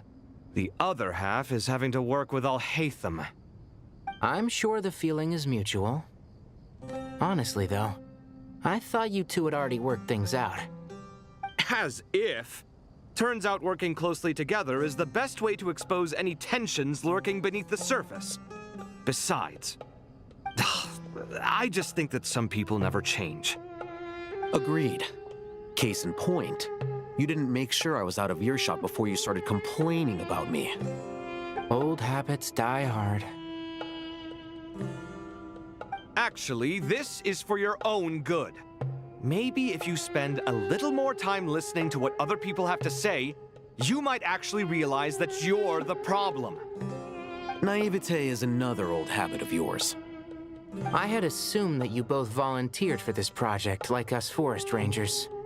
But now I'm getting the sense that wasn't the case. Definitely not.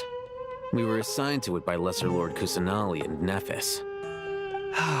As much as I'd love to be doing normal work for normal clients, these Titan projects are all that's on offer right now. Though I'm sure they wouldn't be roping us in if they had any better options. Just goes to show how short-staffed the academia really is. I'm sure you've prepared yourself mentally, but I still feel the need to advise you to lower your expectations. It might make the process of working together a little less intolerable. I know! Same to you! But if you already understood that, you should also know not to say the quiet part out loud. Why don't you come help me with my forest patrols? Might help you avoid any further disagreements. Good suggestion, but unfortunately, differences of opinion will always exist. Changing the nature of the work won't get rid of them. For once, I actually agree. There is zero chance of us ever resolving our differences. Zero! But even so, the work must be done. Care for some coffee? I'm glad to see you making progress.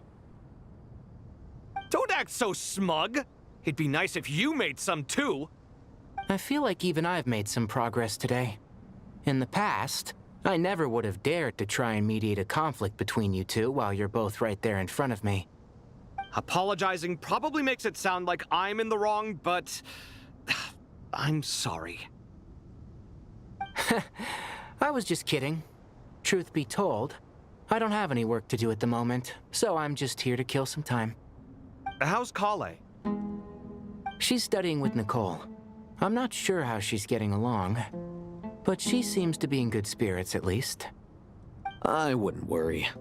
Angelic affairs are probably above your pay grade anyway. I know what you mean, but Sino and I are still a little concerned for her. He said he'd go keep Kale company after he's finished training the mercenaries. I'm planning to join them myself shortly. Kale will be okay. Have faith in her. Even we can see how much more confident and outgoing she's become in these past few years. Thanks to you and Sino being there for her and providing guidance every step of the way, she can finally stand on her own 2 feet. On her own 2 feet? Does it feel bittersweet? Watching the younger generation grow up and move on? No, not yet, at least. I was just thinking, I wish there was more I could do for everyone. She'll be fine.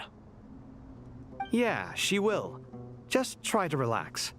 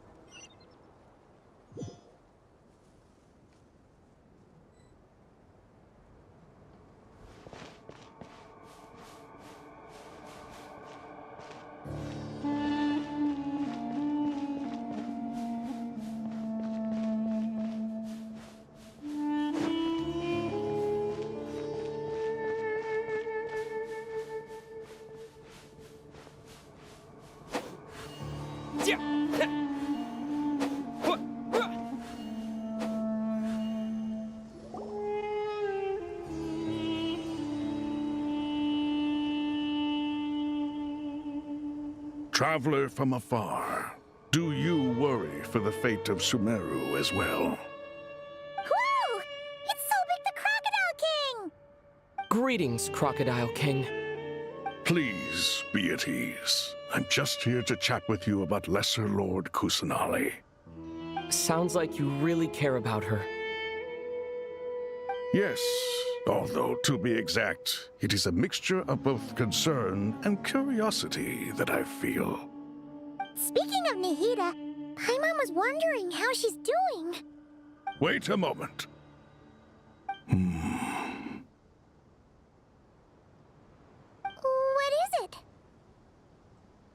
I tried calling out to Apep, but there was no response.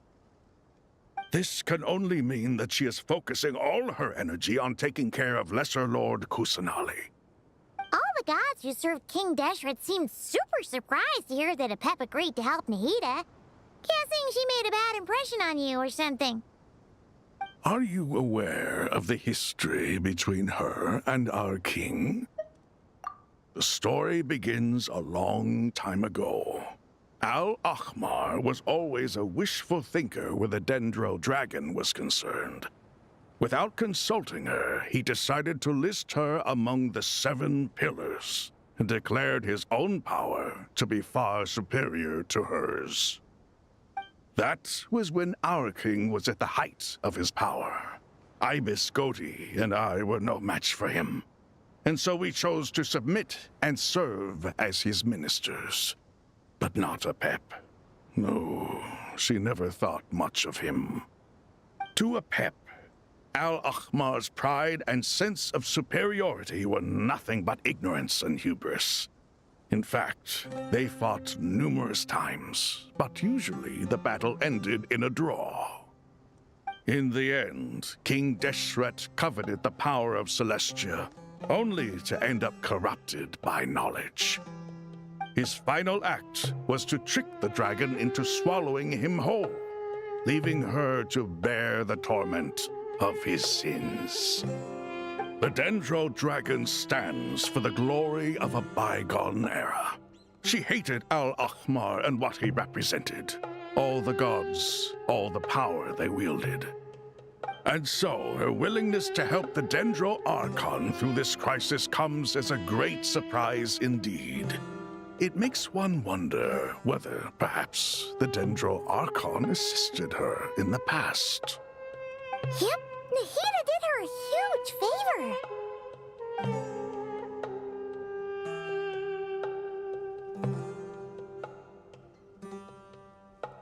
So Lesser Lord Kusanali put an end to the Dendro Dragon's many long years of torment. As much as she loathes the 7, Apep knows kindness when she sees it. No wonder she was willing to make an exception. Yeah, that's the sense we got from dealing with her, too. She is not incapable of coexisting with other living things. Rather, she actively chooses to avoid coexistence. And this despite the fact that she symbolizes life itself. How ironic. All of this being said, I wouldn't expect too much from her if I were you. Nothing will change her hatred towards humanity and gods. We'll keep that in mind. Anyway, how much longer do you think Nahida needs to stay with Apep? For all we know, the Fatui might still be in the desert. Just to be on the safe side, why don't we grab anyone who isn't busy right now and go look for her? I'm alright, Paimon. Huh? Was that Nahida's voice? It seems the treatment was effective. Since when do my deeds require your evaluation?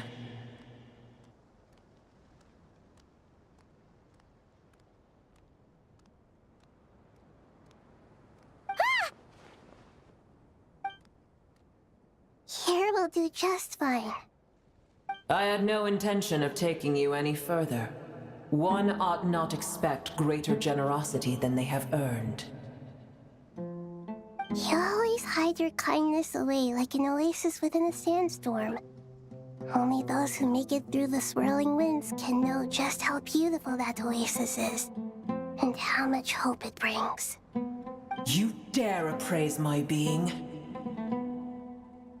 No, I'm expressing my gratitude. I want to thank you for sharing your precious life force with me.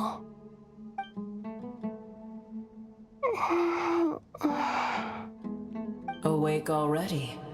You are more resilient than I thought.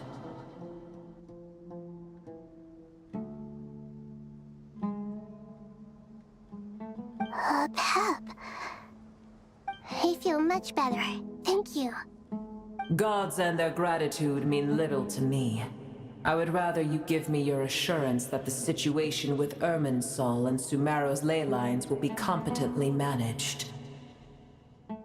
If I suffer any ill effects from the ley lines, you, as the god of this land, will be held responsible.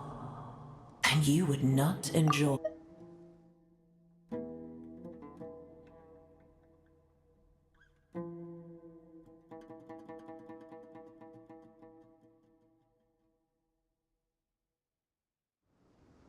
I understand what you require, but I would assume this task even if you did not demand it. Sumeru is my responsibility. I must resume my duties as soon as possible. A farcical notion. God of Sumeru, I hope you realize how unextraordinary your strength is. And yet, maybe it is precisely what defines me. A god of wisdom is not meant to rule by force. Then hold steady. We go forth. Well, I'll be. Is that a pep? Do my eyes deceive me? Of all places, the Dendro Dragon has decided to visit the mausoleum of King Deshret? I see that after all this time, El Ahmar's menagerie of ministers remain as vile as ever. It's a pleasure, Dendro Dragon. Had you arrived but a little sooner, you might have attended a meeting of the Seven Pillars. What a nauseating thought. You are not the first insects I have had the displeasure of dealing with today. A swarm of them tugged on my tail on my way over. Goodness knows what hovels they crawled from. Why do all the creatures of this world remain so lowly after all this time? What did you do with them? I cast them away. What would you have me do? Keep them as trinkets? Boer, this is where we shall part ways. To be clear, I do not wish to see you or anyone else here ever again, unless absolutely necessary. Then I wish you peace as you return to your dwelling place. It matters not to me. Simply refrain from bothering me again.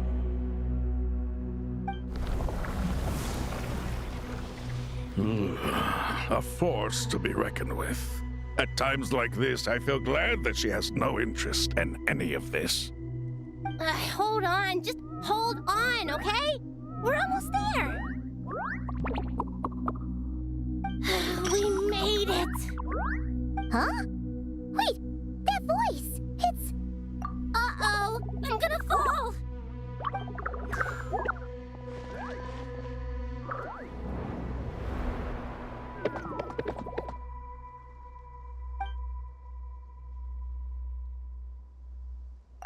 Well, that's a relief.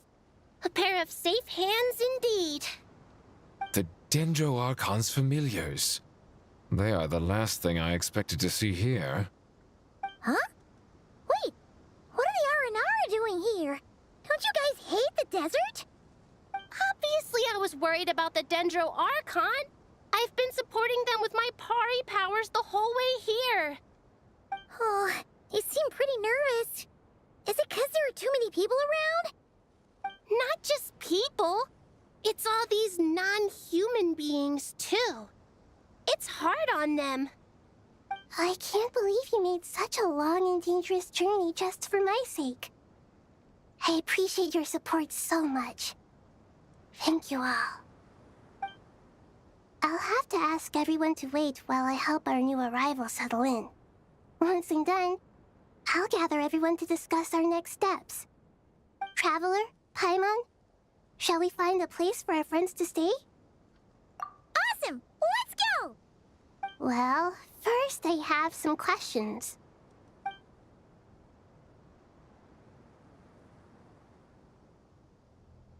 Okay, I think that covers everything.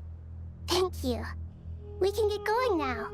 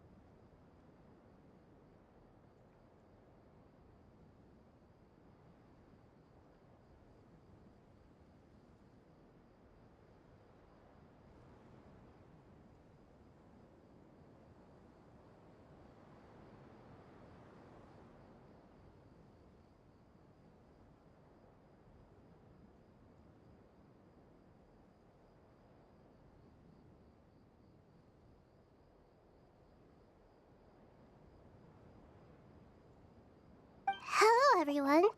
It's only us.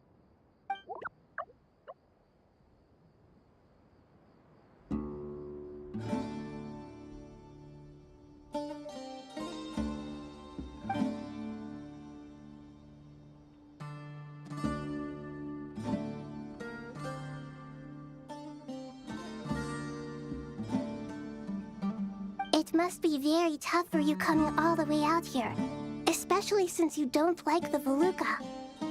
Is everyone back in Vanarana doing well?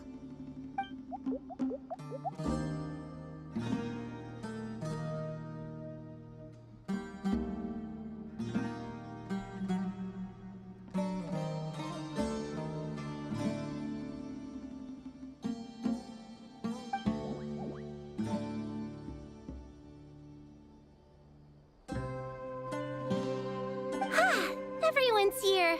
Good. Are you okay? You look like you were about to pass out back there.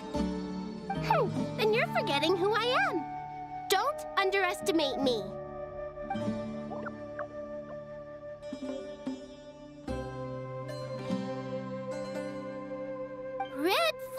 Oh, excuse me! Are you comparing me to Paimon?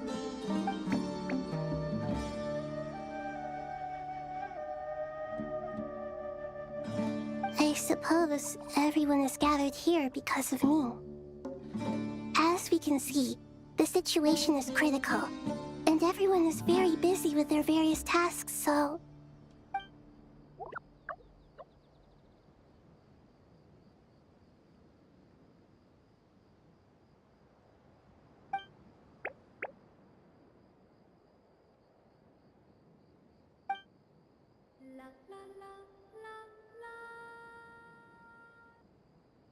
I can't thank you enough.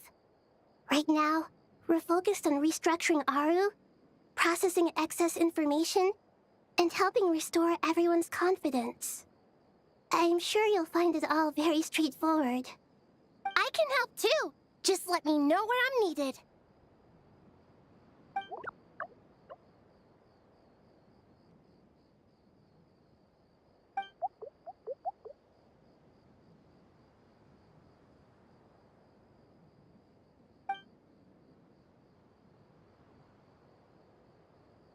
Up to no good?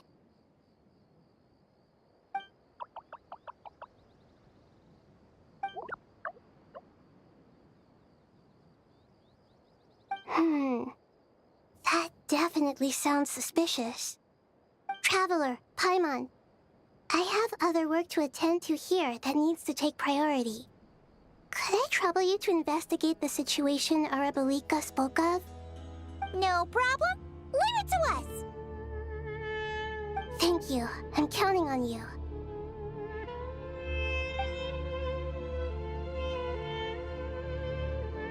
There's one other thing. If you are to work alongside the people of Sumeru, you will need to make yourselves visible to them. Is that acceptable to everyone?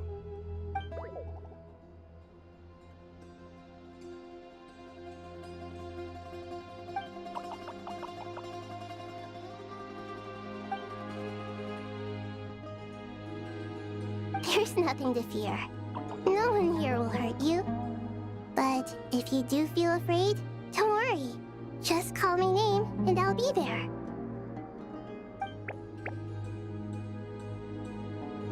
Very well. Now, I shall bestow a small blessing upon you all. Whenever people see you and interact with you, from the moment their gaze meets yours, they will experience the most beautiful of dreams.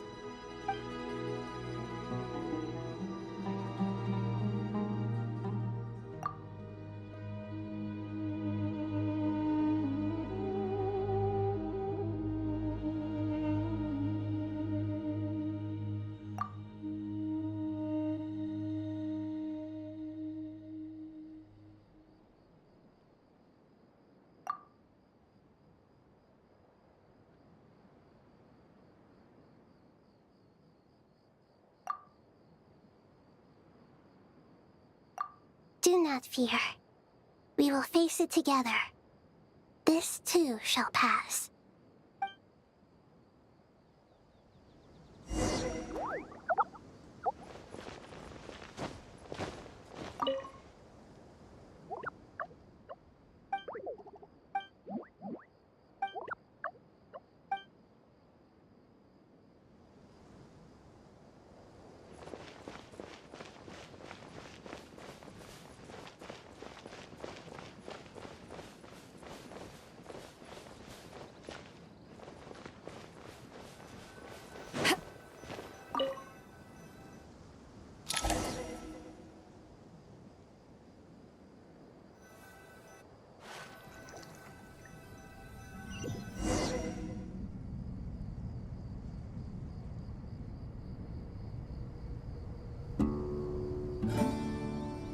Ah, everyone's here. Wonderful. Dendro Archon, you're back. Are you recovering all right? You mustn't push yourself too hard. I'm doing very well. Thank you for your concern.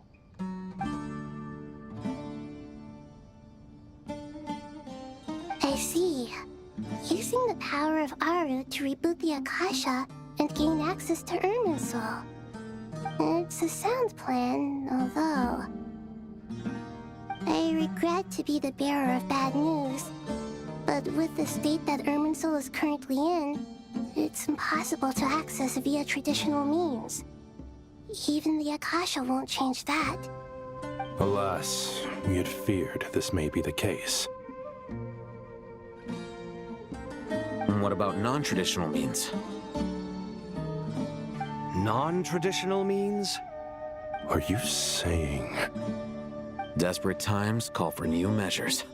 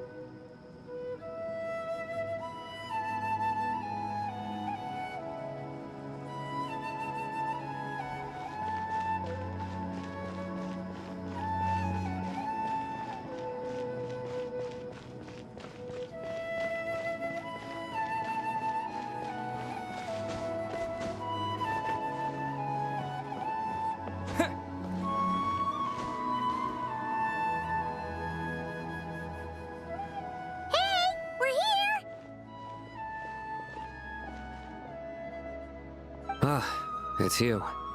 Is there a situation?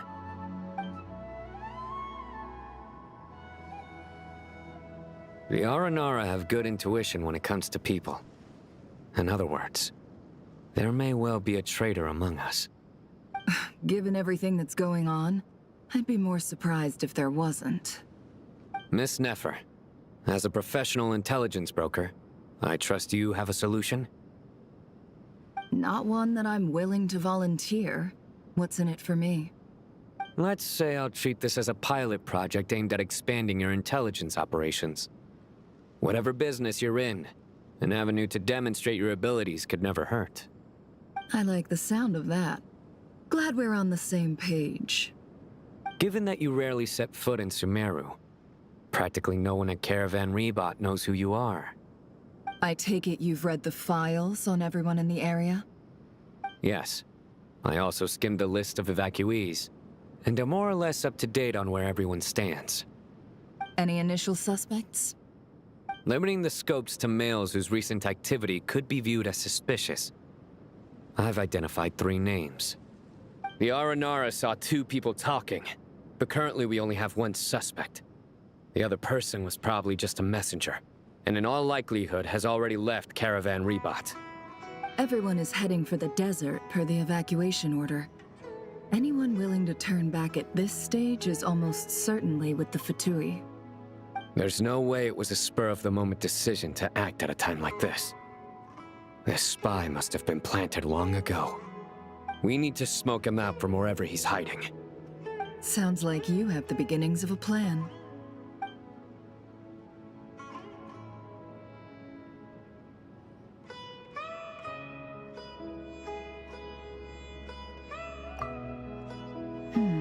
I see.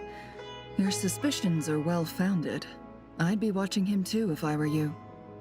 So far, we still lack solid evidence that he's been bribed. He hasn't made any recent purchases that would indicate he came into some cash. Then let's get closer to him to confirm before we make our move. I can handle it. I'm not based in Sumeru, so barely anyone at Caravan Rebot knows who I am. And you're certain you've never encountered this person in Nodcry? I'm certain. Besides, it's extremely rare for me to have had any direct contact with Sumeru mercenaries besides Jet. There's no way he could have seen my face before. Sino, stay out of sight and wait for my signal. If he raises any red flags, I'll bring him toward the main road. Understood. I'll take it from there. Excellent. Well, it's a pleasure working with you.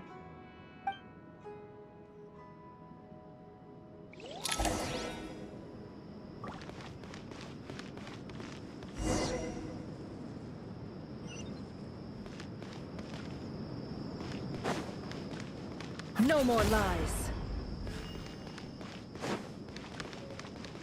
It all adds up.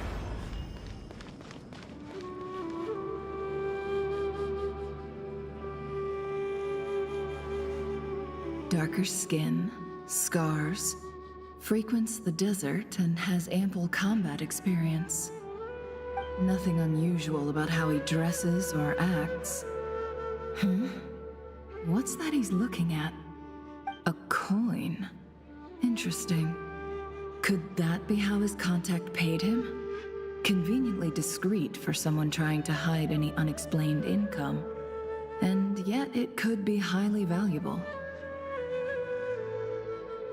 Sorry to bother you. Has everyone here already left? I don't suppose you happen to see a lady wearing a hat? Ma'am? What are you doing in Caravan Rebat all by yourself? The main group evacuated some time ago. Didn't you pass them on the road? My friend and I lost some of our cargo along the way. I didn't want to miss out on potential business, so I told her to go on ahead and meet the client while I retraced our steps. I didn't think it would be so late by the time I found it. And then there was a terrible sandstorm. I guess I must have taken a wrong turn, because I didn't see any large groups on my way here. Forgive me for asking, but just to be on the safe side, could you describe this friend of yours? Sure. She has blonde hair, and she was wearing a hat and a white dress. You'd definitely know if you'd seen her. Yes, I think that does ring a bell. Ah, my apologies. During this exceptional time, the Corps of 30 are under orders to be extra cautious when dealing with unknown people, whoever they might be. I understand. Well, sir, is there anything else you need to know? If not, I'd better try and catch up with them. Hey, wait! They left a good while ago now. You'll never catch up with them on your own. Why don't I give you a ride? I'm here to collect the last few people anyway. We have plenty of carts, so one more won't be a problem. That would be amazing. Traveling with a group will be much safer. I'll have to pay you for your trouble. Hey, let's not worry about the money for now. Wait here a moment. Once I'm done packing up, I'll take you to join the rest of the group. All right, thanks. Let me know if you need a hand carrying anything. No need for that. I'm strong enough for both of us. Okay. Well, I wish there was some way I could repay you. Guess it's my lucky day, running into someone who knows what they're doing here. You might have just saved my life, you know? You're not wrong there. I mean, what kind of cargo is so important that it's worth risking your life to get back? I hope for your sake that it's priceless. Actually, I suppose I can tell you, since you've been such a big help. But be sure to keep it to yourself, or we could both be in big trouble. Oh, really? Sounds mysterious. We're in the antiques business. You understand? Some of our goods aren't acquired through the most legitimate means. We have to be very discreet when we're selling them. That's why I had to go looking for the missing cargo alone. Ah, no wonder. Well, ma'am, in that case, it turns out that maybe there is something you could do for me. I'm all ears. But to be clear, our commission isn't cheap. Think carefully before you ask. We don't want to ruin our relationship before we even hit the road. I'm sure that won't be a problem. My issue is, I have something that's a little difficult to sell on as well. Take a look at this.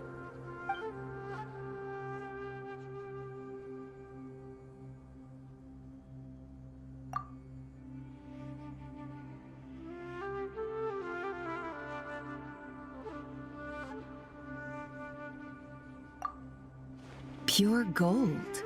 That's quite something. How'd you come across it? Dig it out of some ancient tomb? If you look hard enough, there are many treasures to be found in the mausoleum of King Deshret. It has no distinct Snezhnayan markings. That'll be why he's going with that story. And he clearly doesn't want to arouse suspicion, so he's on the lookout for an opportunity to make a quiet trade. Surely you have an existing business partner. Won't they take it off your hands? I hope I won't be attracting the wrath of my competitors by helping you sell this. The shop I used to work with is having cash flow issues at the moment after losing some money. I'm under enough pressure as it is without having to deal with them. On the off chance anything went wrong, I'd never get my money back. I understand. Gold is the last thing that traders with cash flow problems want to see. Well, in that case, I think we can work something out. As it happens, I'm just about done packing. Shall we make a move? Sure. Let's walk and talk.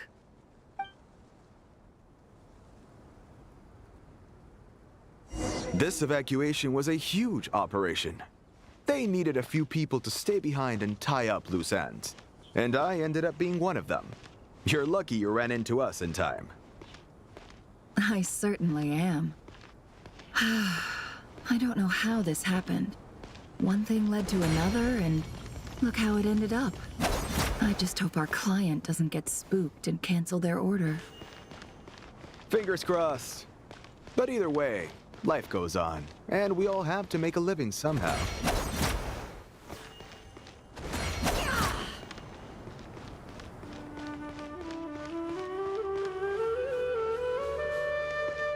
No more lies.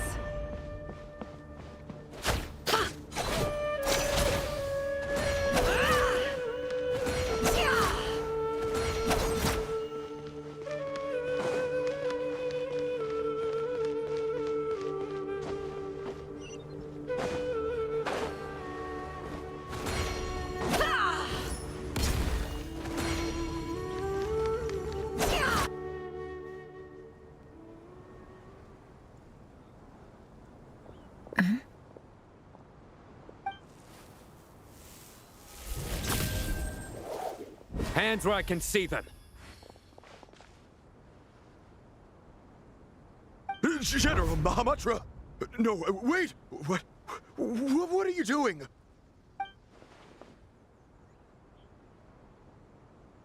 This is the coin? Good. Sadly, you won't have the chance to spend it. Nicely done. Looks like Sumeru's Matra are a well-oiled machine nowadays. Unmarked gold coins are quite difficult to trace. Thanks to you, we have secured the evidence. Here's what's gonna happen.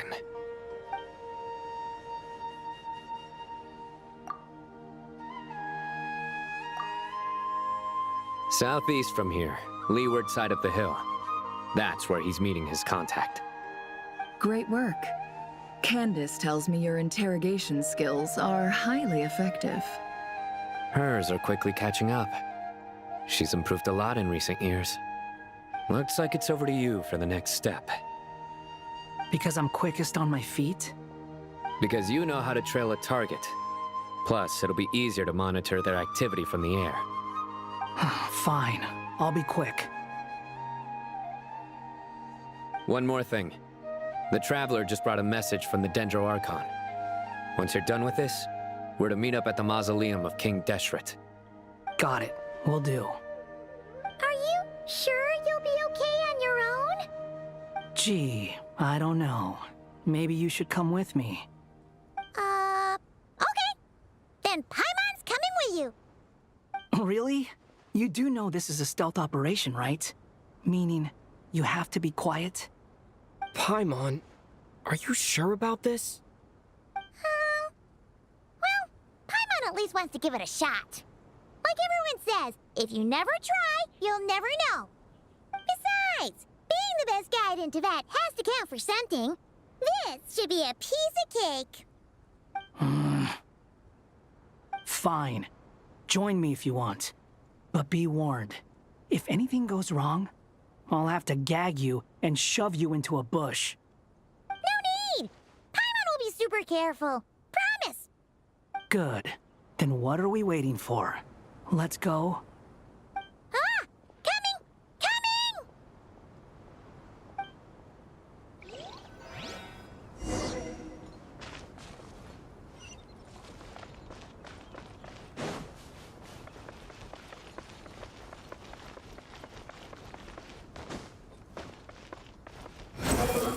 Search for it.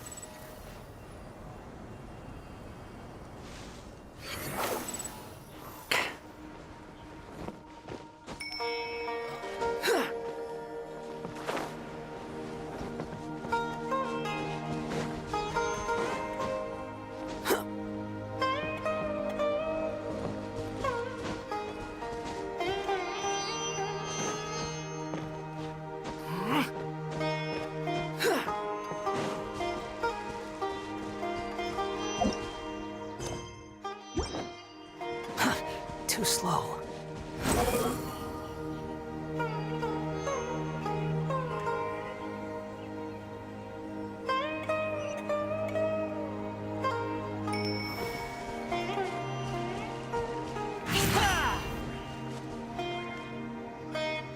Hey, guy! Wait up! Slow down, will ya? We're here. Now we wait. Okay, yeah, cool. Cool. What's on your mind, Paimon? Huh? Nothing? I thought all you cared about besides being a guide was food and sleep. Why the sudden urge to go on a dangerous mission? What's that supposed to mean? Paimon's been on plenty of dangerous missions before. But never on your own. You hardly ever leave the Traveler's side. Just saying. I'm kind of at loose ends right now. So if you did want to share, I suppose I'd have to listen. If not, suit yourself. Makes no difference to me. That guy? Do you think Paimon is useless? What? Where's that coming from? When we were in Notcry, Paimon suddenly realized something. Even though Paimon's with a Traveler every single day, whenever we face real danger, she can't do anything to help. Paimon doesn't get like this very often. She just got really scared when the Traveler got kidnapped that time. What if he never came back? What would Paimon do then? And the more Paimon thought about it, the more useless she felt. But Paimon doesn't want to be a burden. Paimon wants to be a friend who's actually useful. Does that make any sense? You know, that feeling of just being completely useless and... Oh. Paimon probably sounds so ridiculous right now.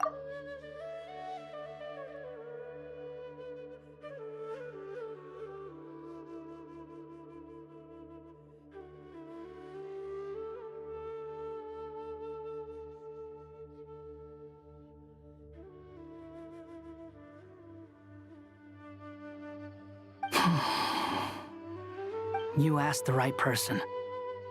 Boy, do I know that feeling. Oh, that guy. I'm not gonna try and encourage you. What I will say is this.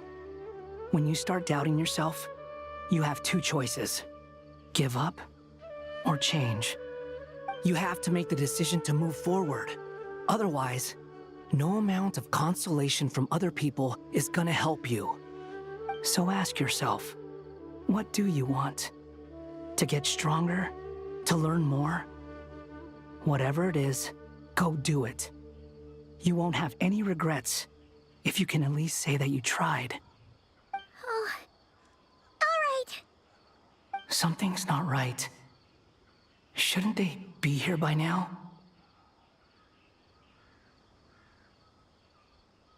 Paimon, is it just me? Or is it a little too quiet around here? Should Paimon take a look? We'll give it another hour. If nothing happens, we head back. Okay.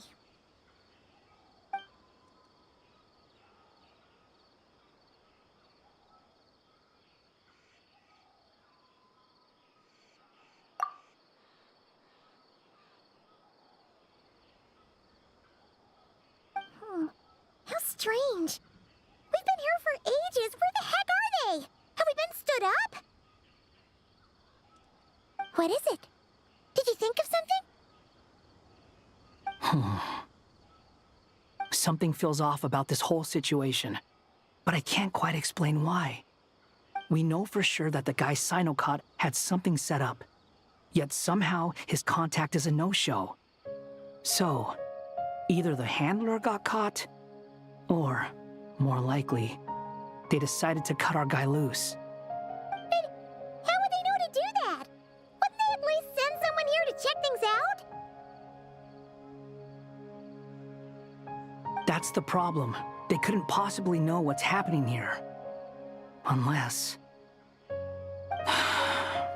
This feels all too familiar. Come on, let's head back.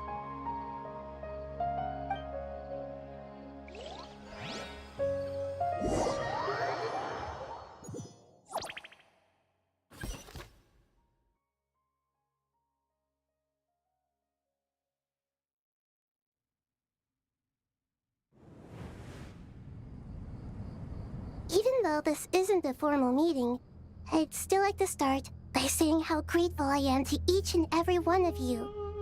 Thank you all for coming here and standing by our side. Chesipank and Bennu are currently assisting the scholars with the maintenance of Aru. Please forgive their absence. As for Hermanubis, may he rest in peace. We remember him with great fondness.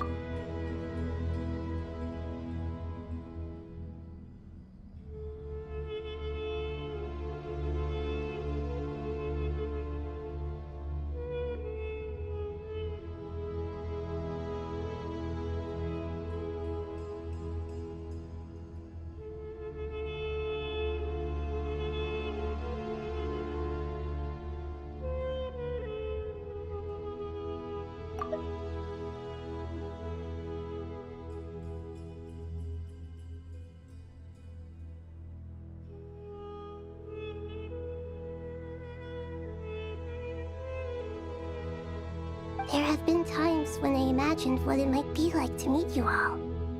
Now that it's really happening, I feel quite emotional.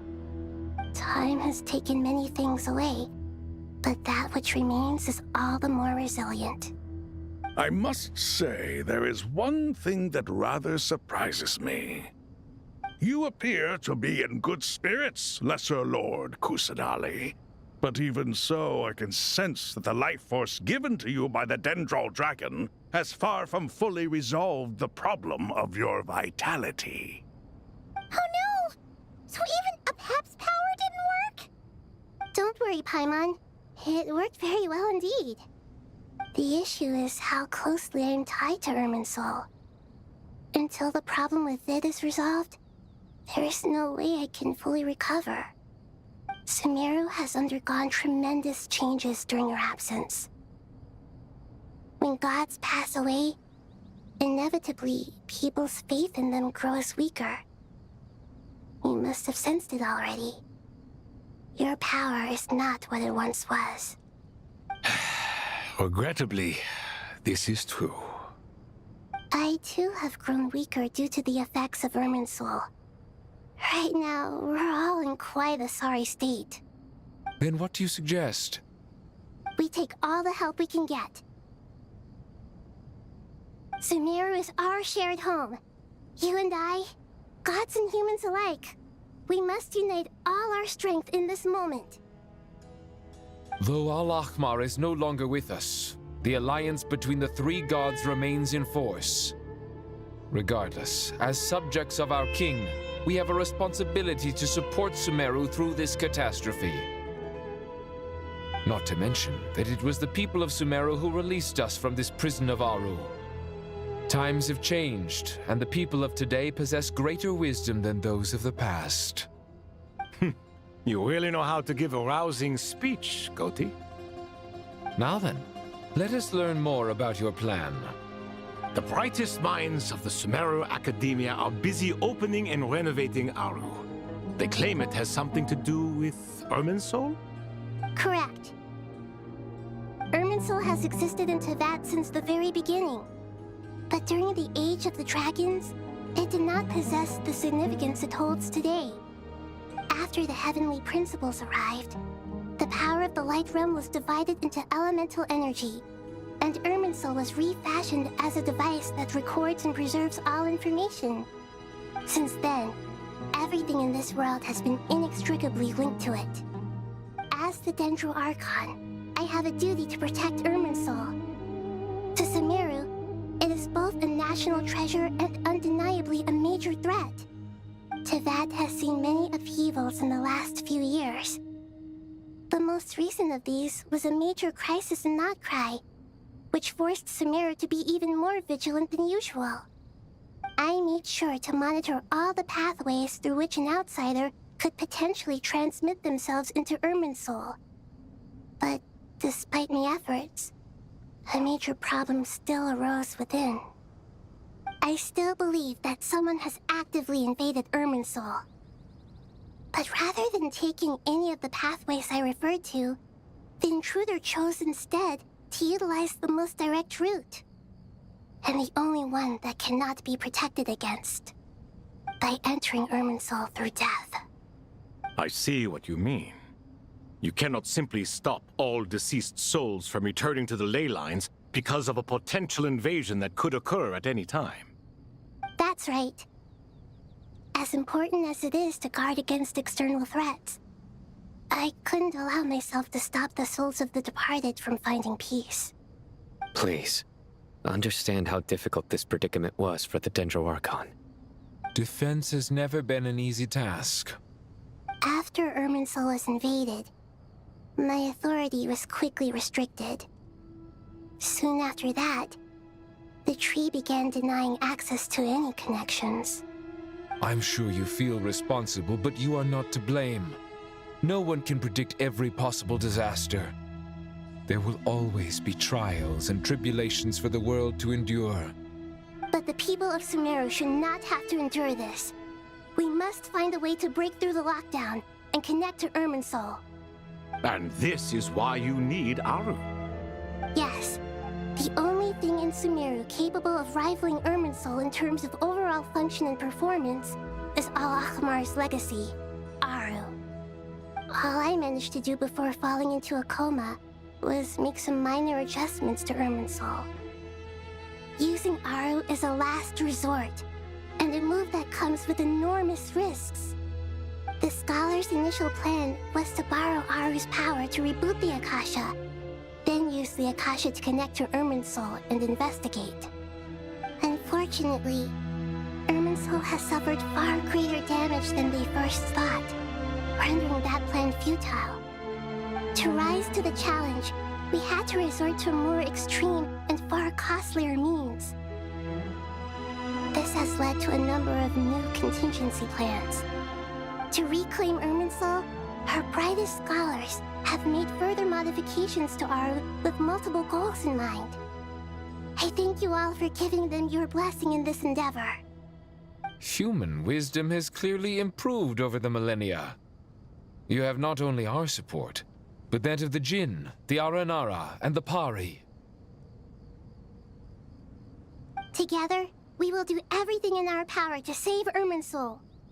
By the way, when you spoke earlier of an intruder, it almost sounded as if you knew who you were dealing with and what they were capable of. Well, since you ask.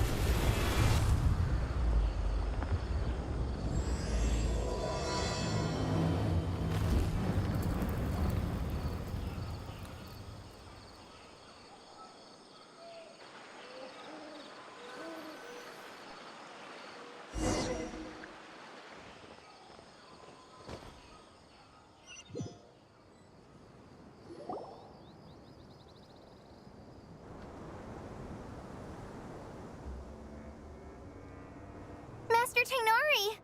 What is that? Is this Irminsul? How did this happen? What's going on inside? Luckily, we managed to evacuate everyone. What in the world was that? That was terrifying!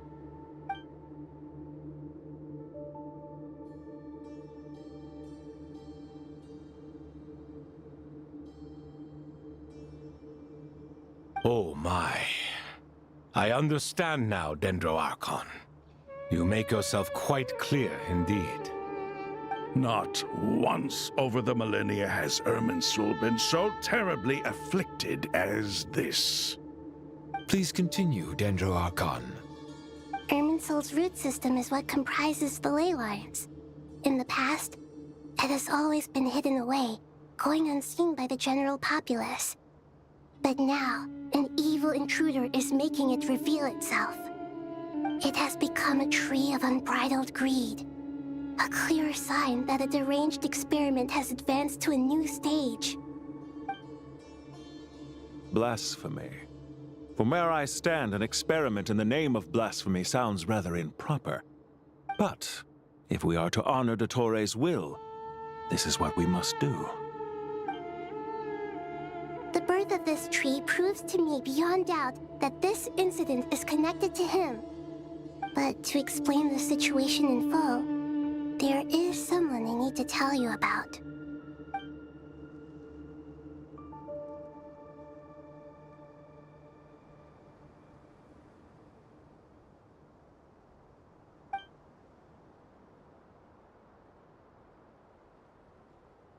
Zandik.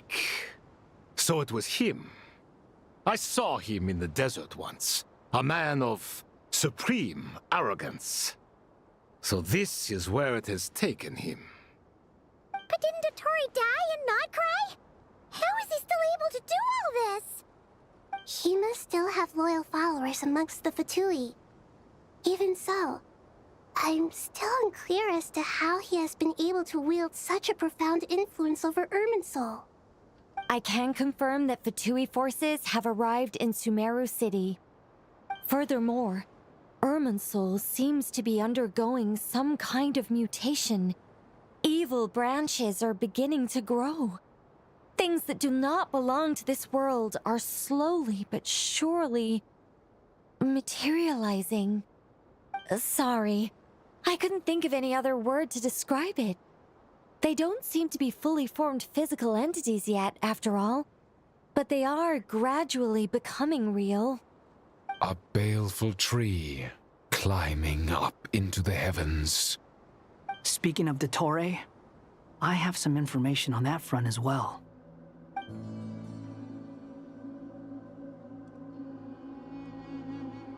I didn't think it was wise to state this out in the open. But my theory is, the mole wasn't cut off after he was caught. They wrote him off from the beginning. You mean, the Fatui never intended to follow through with him? Then why plant a mole at all? It's hardly a conventional strategy, and the rationale behind it is pretty twisted. But as it happens, I know someone who works exactly this way. And when it comes down to it, his goals are very simple. He just wants to confuse people, so they can't figure out what he's up to. He's been a collaborator of Dottore's from the outset. That fact alone confirms that Dottore is involved with this somehow.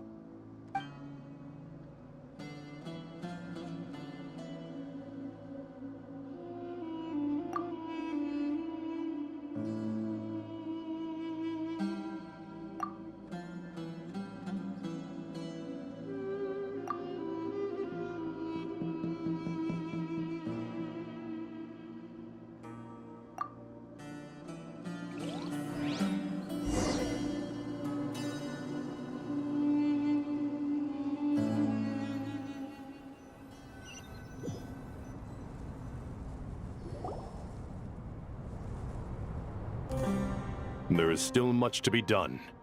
Everyone, please remember our core strategy. As per the discussions, the following groups must act immediately. Mr. Alhaitham and Mr. Kaveh, The next phase of the Aru renovation project must begin right away. Godspeed to you both. We'll give it everything we've got. The plan looks feasible, but the implementation will require certain resources. General Mahamatra Sino and his team will help to procure the materials required for modifying the terminal. No problem. I've already spoken with Sethos and Hat Guy, and they've agreed to assist me. This kind of thing is best left to the fleet-footed, right? Hat Guy? If it's efficiency you're after, we're the right people for the job.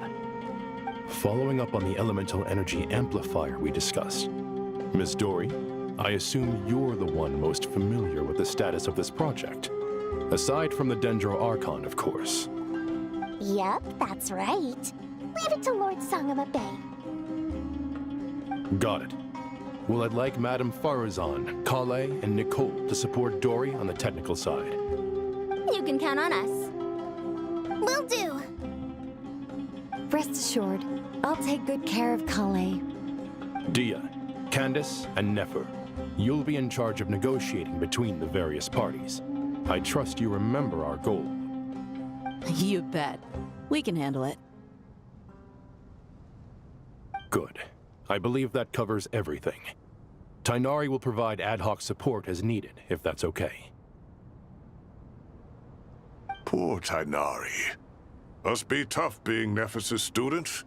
Getting bossed around all day, every day.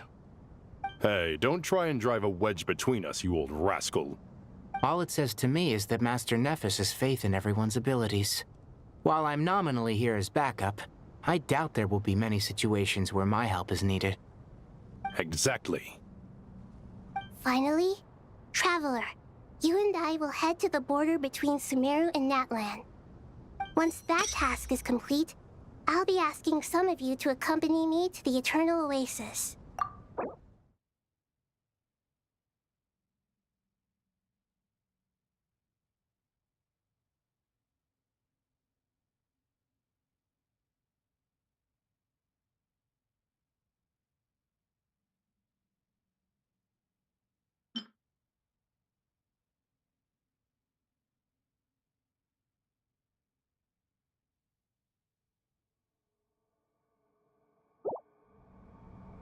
The Eternal Oasis? I thought that was just a legend. So it does exist after all. Regarding your trip to Natlan, under normal circumstances, a meeting between our two nations would be a far more formal affair.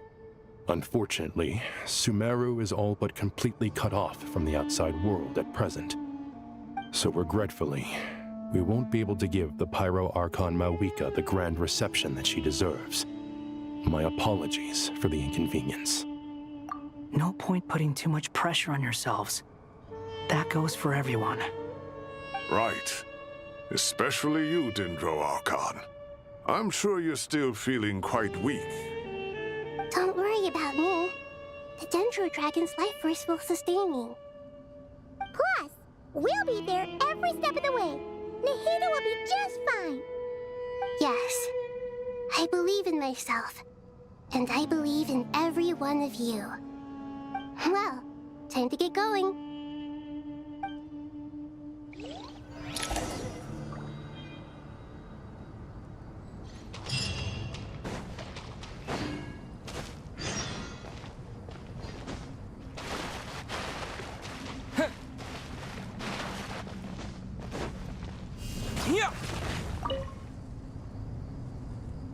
To what extent we can implement the final plan depends on how successfully the Akasha can be modified and configured. And to make sure the configuration works, Aru will also need some further optimization. Yeah, no surprises there. Once we roll this out, any Sumeru citizens who already have Akasha terminals can simply continue to use their existing devices. This still leaves us with a significant equipment shortage, though. Many groups of people were never issued Akasha terminals, including mercenaries, the desert folk, and many others. We'll need a supply of rare materials for the renovation of Aru and the production of new terminals. Right now, the best place to source these locally is from the primal constructs within King Deshret's mausoleum. Time is not on our side here, It's gonna be a race against the clock. The Aru merge and renovation project will have to be carried out by you two. Everything's riding on this, so failure is not an option. Best of luck to you both. As discussed, General Mahamatra Sino and Mr. Hat Guy will source the required materials. Mr. Sethos is quite familiar with the layout of King Deshret's mausoleum. With him accompanying them, things should go quite smoothly. I have every confidence. In the meantime, we may as well take a breather. Makes sense. There's not much we can do until the materials arrive. Get information and stay close. What is this, boot camp? Knock it off. It's just Sino being Sino. You know what he's like. Everyone clear on our mission objective. Look at the excess primal constructs, dismantle them, and extract the required materials. And King Deshret's 7 pillars agreed to this? If they're just sitting there doing nothing, we might as well put them to use. Thoth's words, not mine.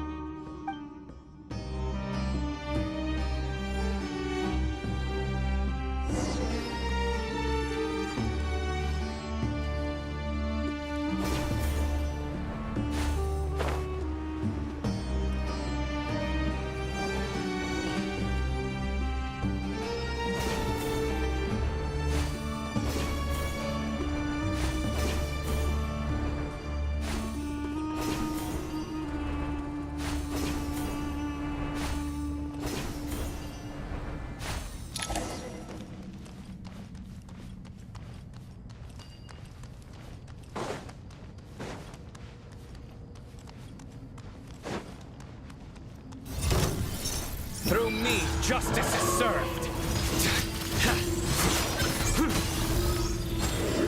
Your penance is due! Guilty! Your penance is due! Guilty!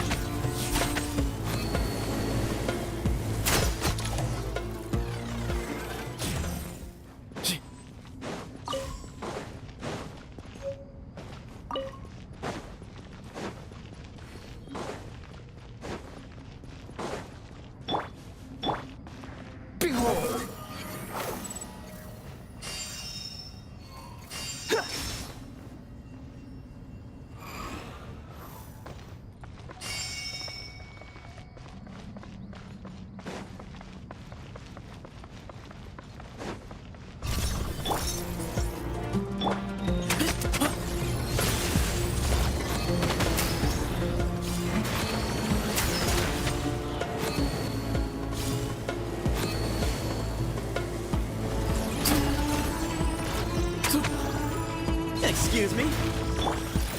Cry louder! Squall of Fury!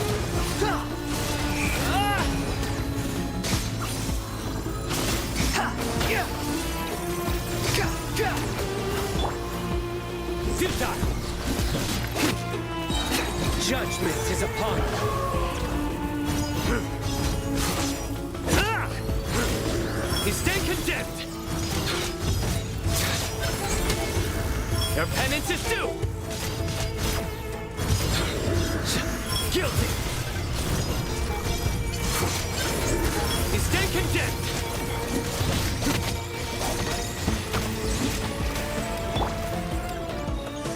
To Al-Akbar!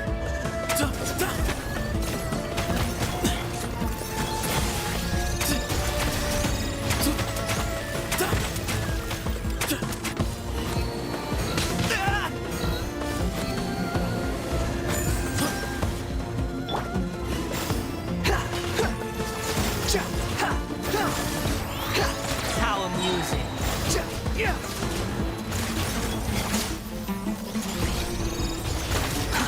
Too slow. Nowhere to run! Your sins weigh upon your soul!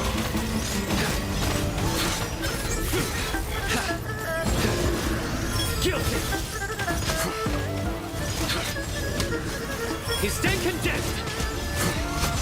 These devices should still be usable even though they're broken down. Let's take them back for the others to review.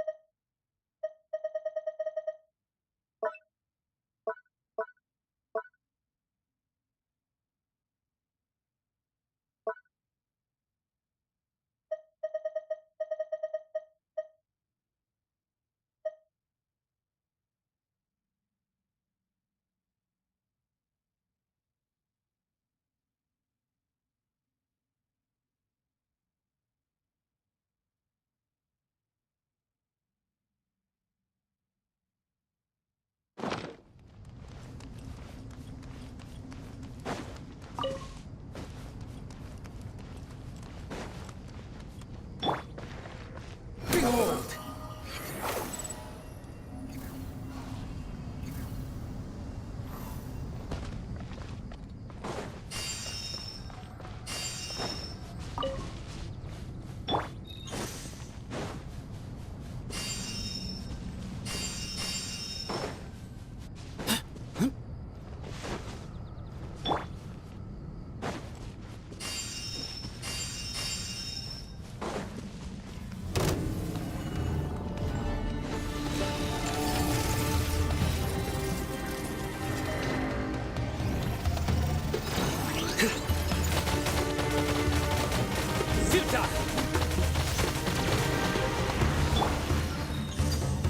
Way ahead!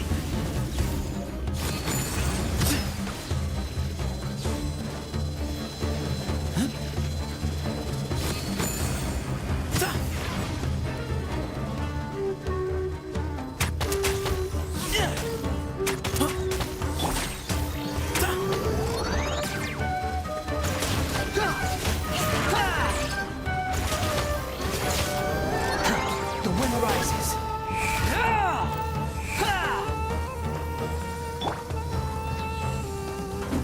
Nowhere to run!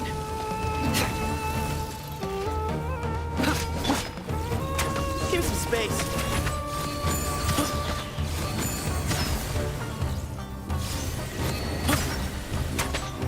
Excuse me.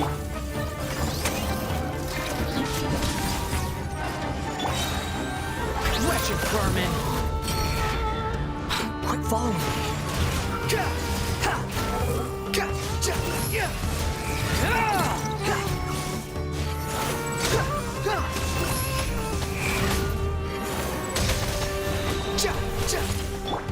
Give me some space.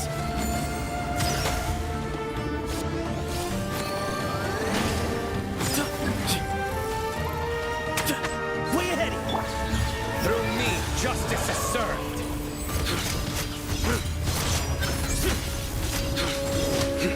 Guilty! How many do we need again? Enough to make an Akasha terminal for everyone who doesn't own one. I remember you telling me how revolutionary these Akasha terminals were. You've used one before, right? The Academia declared the Akasha to be the most powerful and comprehensive wisdom dissemination system in history. That should give you an idea of how powerful it is. Certainly sounds impressive.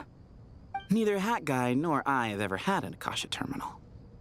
Well, if it all goes to plan, that's about to change.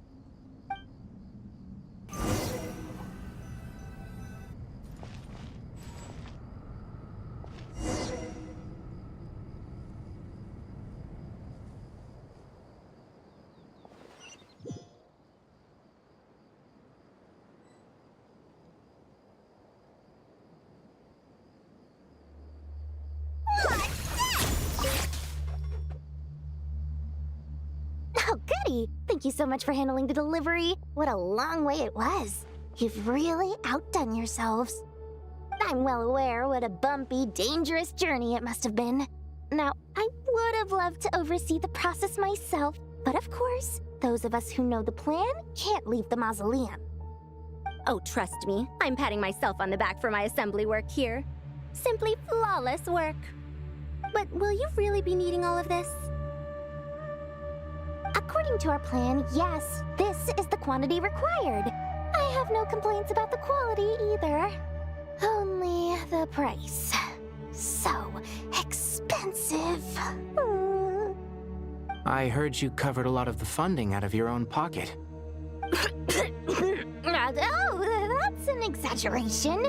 The academia provided most of the funds. I just offered a small token of my goodwill. Of course, the real tragedy is how little profit I'm making on this. You know, it's a serious crisis when you can't even make money out of it. It's really quite a beautiful design. And I'm intrigued by how such a diminutive device is able to output the power of the Light Realm. Did you attend the lecture on Light Realm energy, Madame Farzan? I don't believe I saw you there. Of course I attended. I was just a little late, so I had to listen to the whole thing from outside the back door. Anyway, I have a perfectly good understanding of Light Realm, elemental and abyssal energy, as well as the relationship between the three. Good to know. Master told me in private that the conversion process between Light Realm energy and elemental energy involves highly classified knowledge that shouldn't be disseminated too widely. But even so, the scholars still shared said information. Well, you can't enforce a rule that everyone breaks. Is that the idea? At first, the Dendro Archon was reluctant to explain it in great depth for safety reasons. Later, she came to terms with it, and simply informed my master that we would all have to face the question of survival together. To protect someone from such dangers means keeping them in the dark, but for someone to know and embody the wisdom within, they must understand its very essence. It's an information hazard. We're exposed to danger just by knowing the facts, and just like bait, it lures us in by offering us the solution to our problems. But if you're not careful, you'll end up pursuing it down a dark path. A tricky problem. But today, this big problem has been broken down into many smaller, more trivial ones. What do you mean? Ah, I get it. For instance, you and I share secret knowledge, while she and I take on the risks of life, death, and fate. Something like that? Hey, what? That is not what I call a trivial problem. Well, as they often say in Vahumana, an event that is monumental to the individual is negligible in the grand scheme of history. Generally, the fate of the individual is an insignificant affair. Being from Amorta, where the subject of our research tends to be a lot more personal, I have to disagree. It's hard to dismiss the individual as insignificant. In other words, the big problem of survival has been broken down into many small, interconnected factors, and each one of us represents one of those factors. When the same secret is shared with a group of people, the same fate binds them together. Most people would find this unimaginable, but to us scholars, this is the path that has always beckoned to us. Sharing knowledge is a good way to fight against fate. I will always believe in that. All right, I think that's everything. Thanks a lot. But don't go anywhere just yet. I'll still be needing you to calibrate the equipment.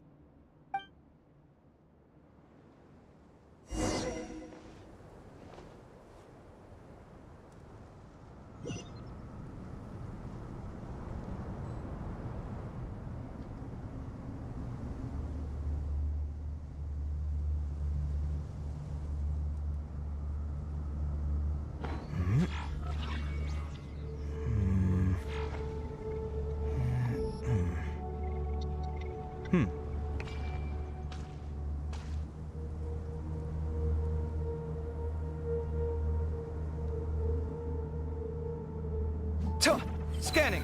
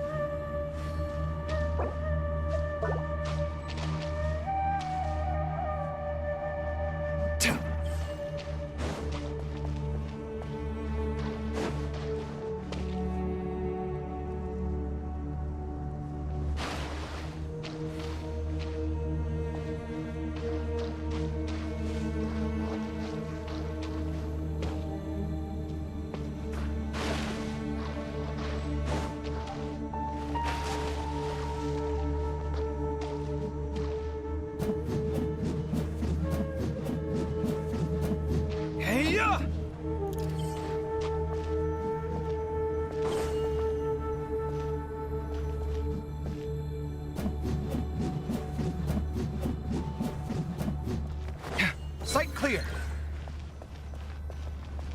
Ha! Ha! Hyah! Tuh! Come at me!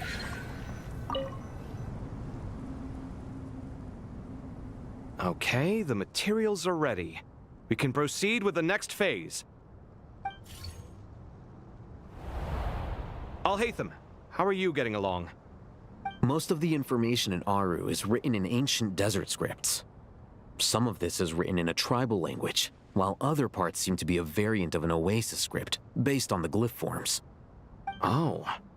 Not lost to history, I hope. Some are. All we can do is infer the meaning based on the rules of related languages. Although, this section actually fills in some of the missing historical record. I'm transcribing it so we can bring it back to the Academia. After Aru started up, 2 more lines of text appeared here. Can you read them? Humans may not read what is written by the gods, except by not reading. Victory should not be easy to attain, for it symbolizes divine wisdom. Knowledge must not waver, for it has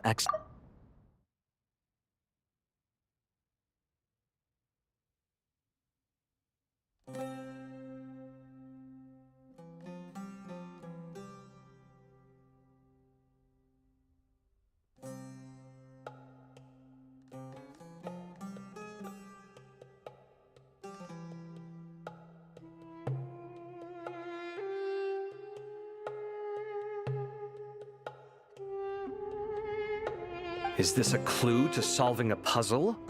Or is it being symbolic? You can't read it unless you don't read it. Victory is wisdom. Knowledge is confined by borders. Wait, I think I've got it. It's a metaphor, isn't it? It's talking about a chessboard.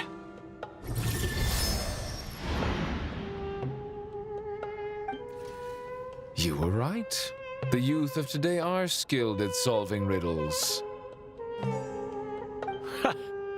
Have the secrets buried in the desert not been unearthed over the years all the same? Since Aru is a place reachable through wisdom, this day was bound to come sooner or later. Oh, I've always been against overly cryptic sentences. Don't you get tired of reading and writing all that? Ah, it's you 3. Just in time. We've been delving deep into Aru, and now this board has appeared. I've heard this was how you'd while away your free hours. You must be quite the experts by now in that case. It is true.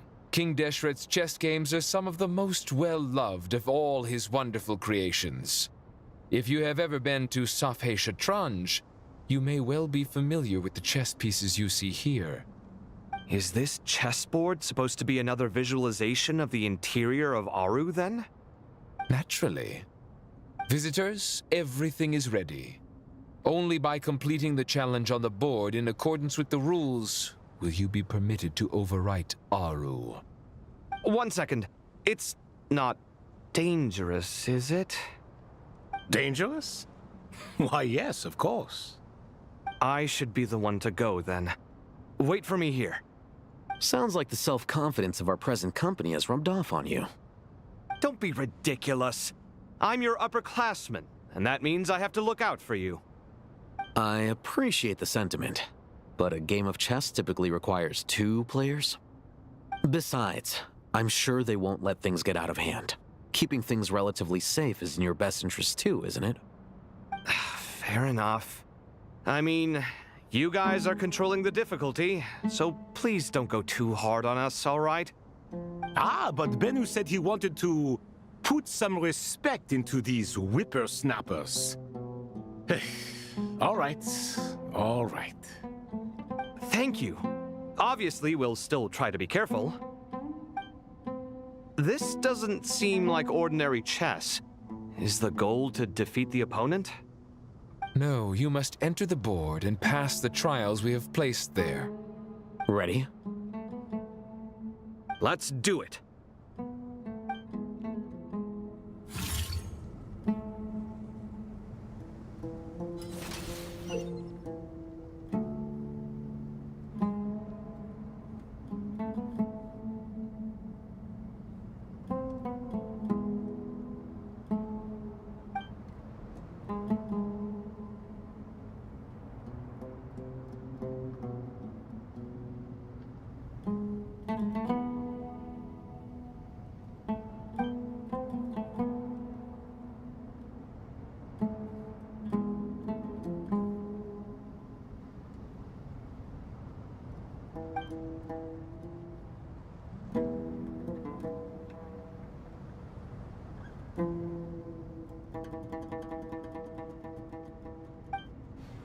The first trial is posed by me. I don't think this is gonna stop us. Ah, but the key to this game lies in working together. Otherwise, you will be deemed to have broken the rules. Looks like it's up to me. Marak, can you open it? King Deshret's favorite primal construct. Living on in suitcase form, of all things. Amusing. Ho ho! Excellent work.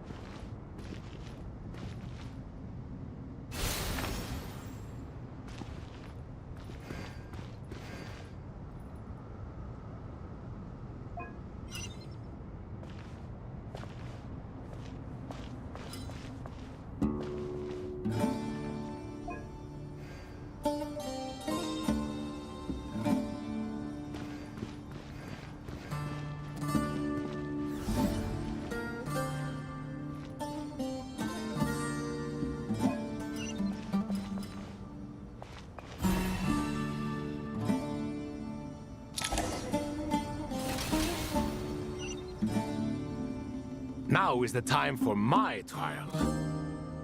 Now, don't be nervous. I'll make it nice and easy for you. Really? Thanks in advance. We appreciate it.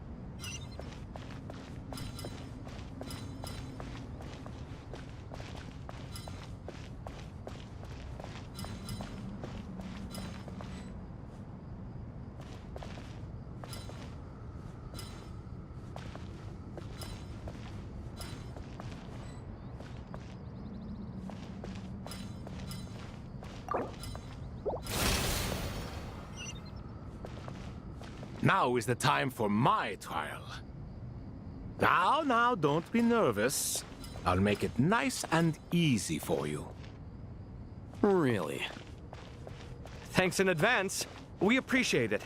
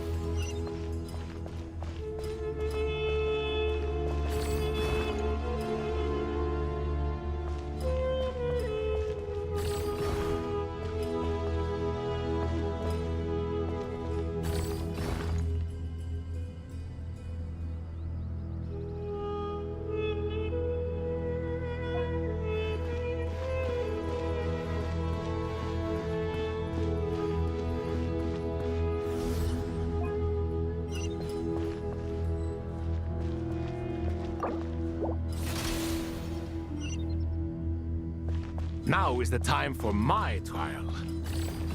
Now, don't be nervous. I'll make it nice and easy for you. Really? Thanks in advance. We appreciate it.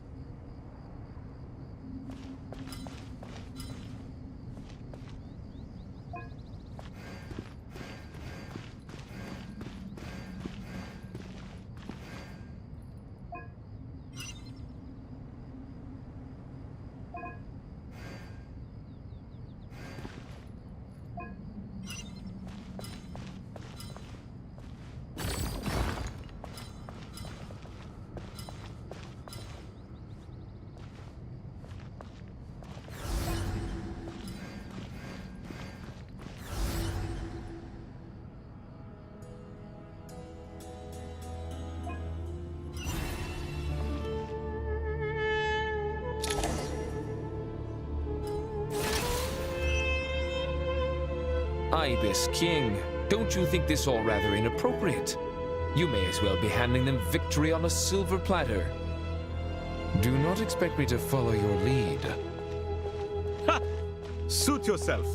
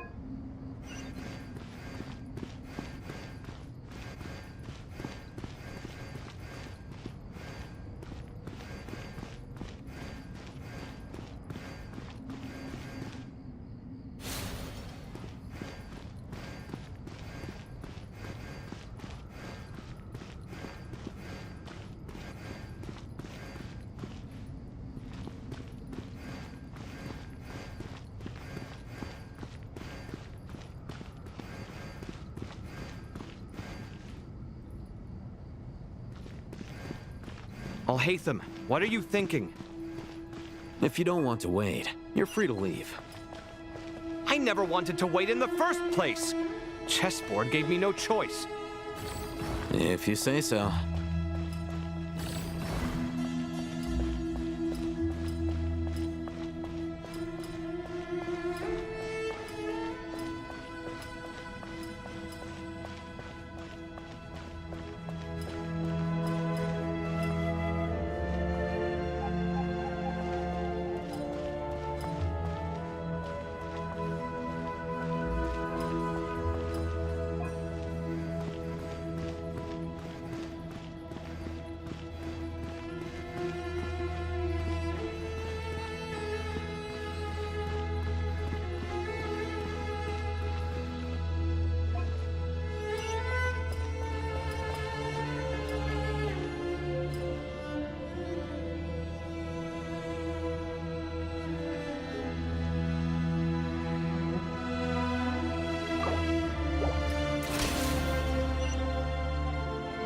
Ibis King, don't you think this all rather inappropriate?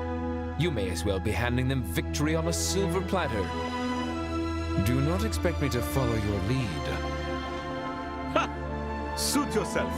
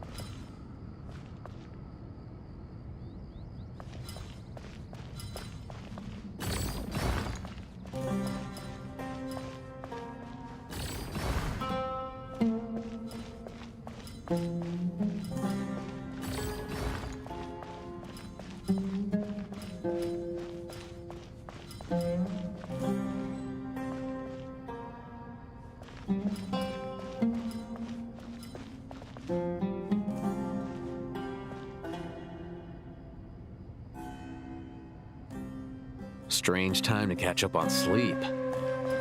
I'm not sleeping, I'm thinking. It's not that simple, you know.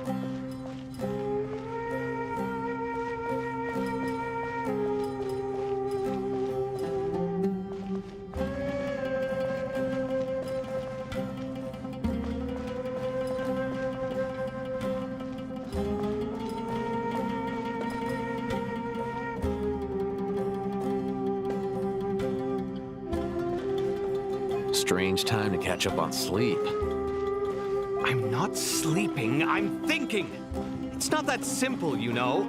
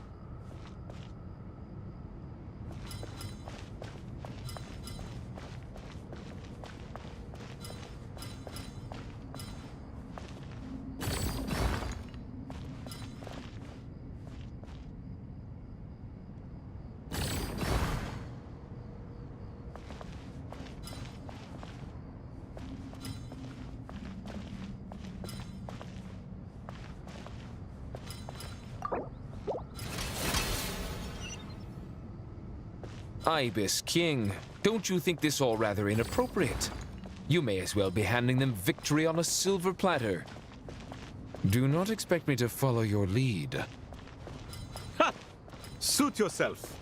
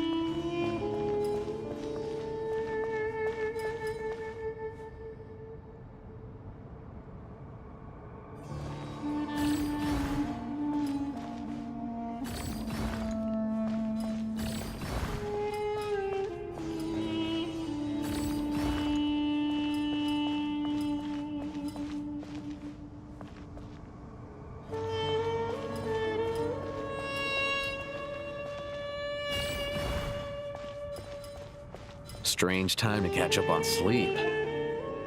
I'm not sleeping, I'm thinking! It's not that simple, you know.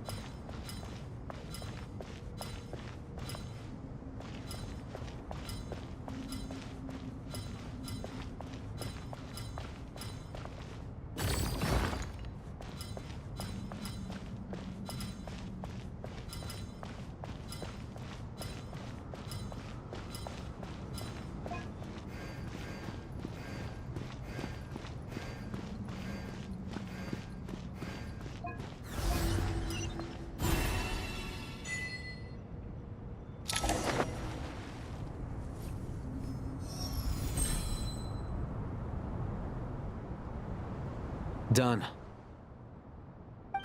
Finally. It's over. But seriously, that was incredible! Standing on the chessboard felt completely different from standing on solid ground. And also... Oh, sorry. I'll save my thoughts for later. Thanks to the three of you for helping us out with this. Is it just me, or were you giving us quite a lot of guidance along the way? We made but a humble contribution. You lived up to our expectations. Bravo! Our aid was not given for naught. In addition to the existing functions, I'd like to ask you for another favor. Since Aru's interference shield can cover the entirety of the mausoleum, it should be possible to extend its range even further. Perhaps you can find a way. So, building upon the existing functions to... Ah! I'm with you! Imagine for a moment. What would the ideal outcome look like if this function were compatible with the devices? I agree. This is the best solution possible. Please, everyone, we beg you to help us. Me, oh my! Well, since you ask so very nicely, I suppose... Goti? Kroko? What do you say?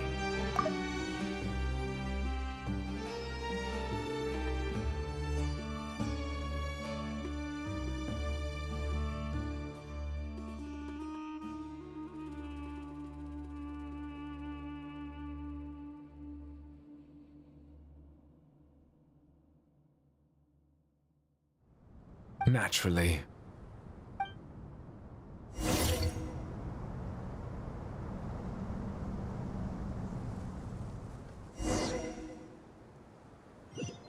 Time to go! Let's go find Nahida!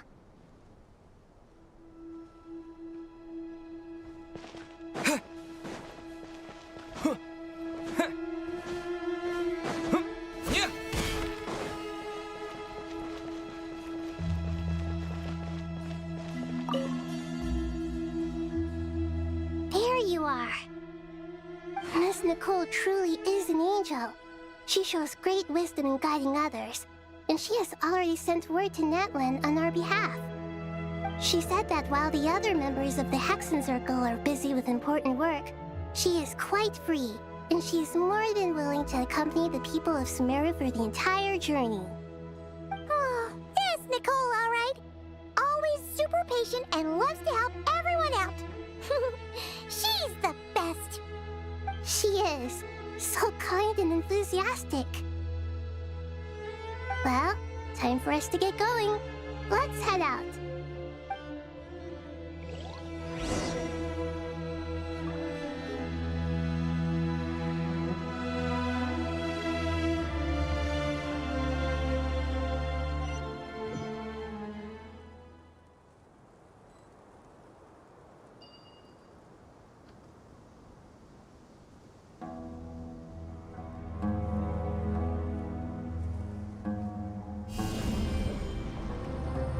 Aura Smash!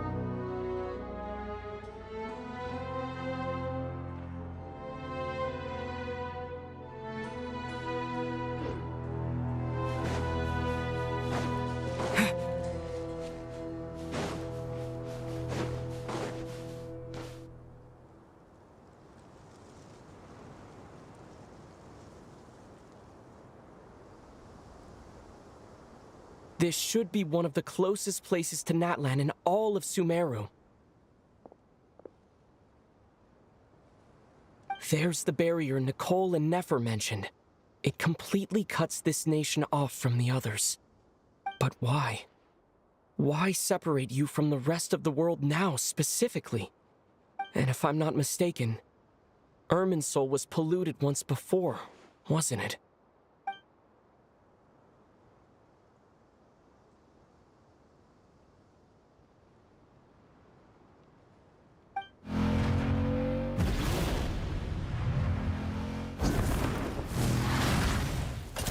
Good question. I'm wondering the same thing myself.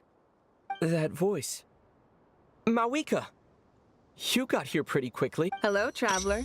It's been a while. Hello there. Hello, Dendro Archon. Mawika, I apologize for asking you to meet at the border on such short notice. I also apologize for not being able to greet you in person. The form in which you see me now is one carried by the Traveler. The real me is inside the mausoleum of King Deshret, and I am reaching out to you with my mind from here. Irminsul has been infiltrated by the Doctor. We must be on our guard, as he can spy on information in the world from within the tree. Fortunately, there is no record of the Traveler in Irminsul, and you are still within Natlan's borders. My records will be preserved in the Night Kingdom, rather than the ley lines. As long as the Night Kingdom remains disconnected from the ley line cycle, the Doctor has no way of knowing my movements. Exactly. So by meeting each other in this way, the meeting essentially never happened. No wonder Paimon didn't come. You were concerned that her activity would be recorded by Irminsul. The Natlanese have heard about the situation in Sumeru. With the borders sealed off, merchants have been forced to stop their shipments. It's pretty serious, and you're the ones bearing the brunt of it.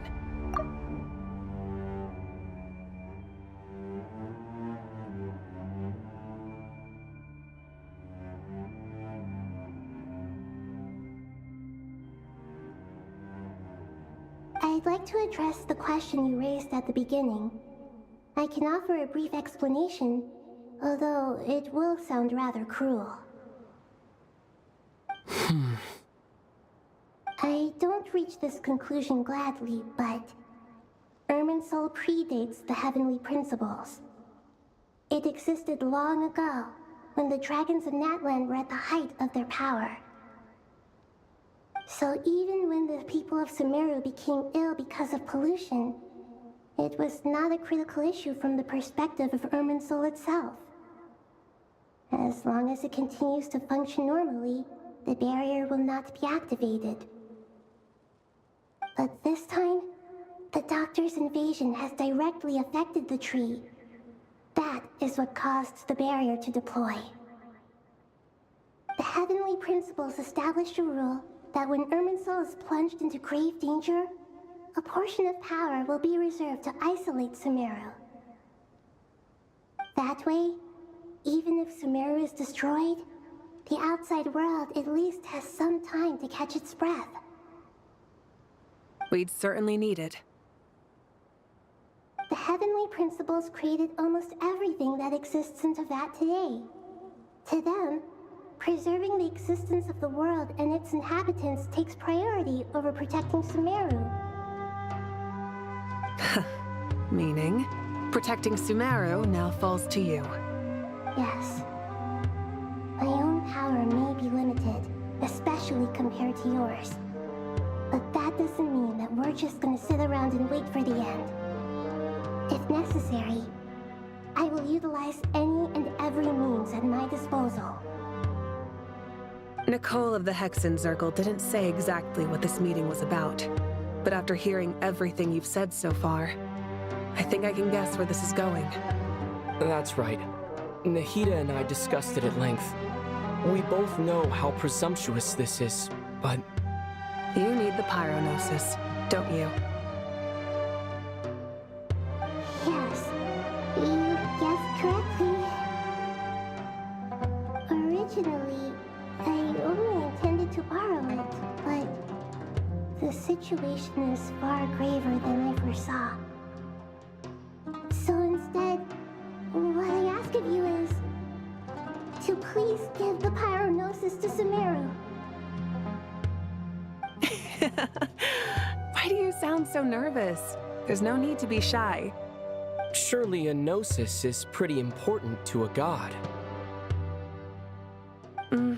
I guess, but it's not as if losing it would suddenly render us powerless. But I'm sure you don't need me to tell you that. With all the nations you've traveled to, and all the gods you've met, you must have realized that by now. As far as I'm concerned, a gnosis is basically an elemental energy enhancer. But I don't usually use it. You know me. I like to think I'm pretty strong without it. Yeah, not about to dispute that. So you see, you don't need to sweat it. Here, take the Pyronosis. Huh? Just like that? Uh-huh, just like that.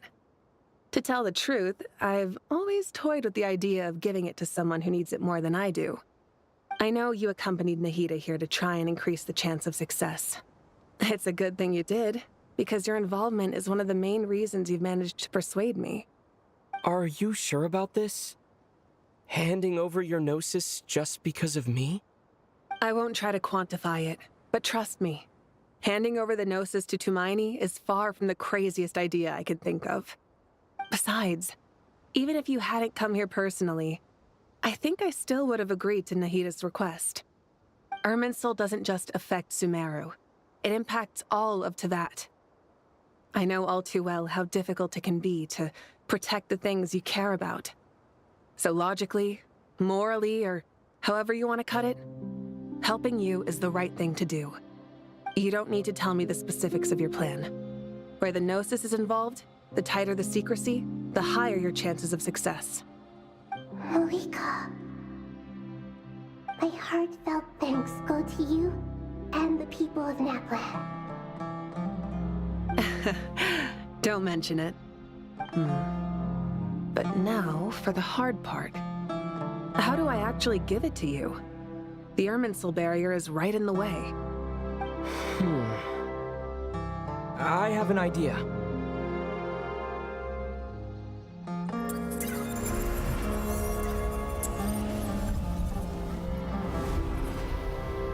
Just as I thought. Incredible. What did you do? Just made a lucky guess. This seems to happen quite a lot. Things that apply to everyone else don't seem to apply to me. I figured the same might be true here. Irminsul usually produces effects based on the records it holds. Since the Traveler is a descender, Irminsul contains no records of him, and thus has no way to impede him. Is that right? You really are full of surprises. Catch. Whoa! Thank you, Mauika. Thank you for trusting us with something so important. All right. No need to get so formal. It's not like we're strangers. Besides, there's still one problem. You might be able to pass through the barrier, but I don't know about the Gnosis. Any other surprises for us, Traveler? Let me try something. I have the Pyrognosis in my hand. It feels strangely ordinary. Not particularly heavy, and yet, this tiny thing symbolizes the mighty authority of a god. I need to think hard about my memories of Pyro. My memories of journeying through Natlan. All those important experiences I've had. The Gnosis disappeared. Traveler, are you alright? I'm fine. The Pyrognosis disappeared into my body. Just like Phlogiston. Maybe it resonates with you because you've mastered the power of Phlogiston. You might not be recorded in the ley lines, but you're still our Tumaini. Whew.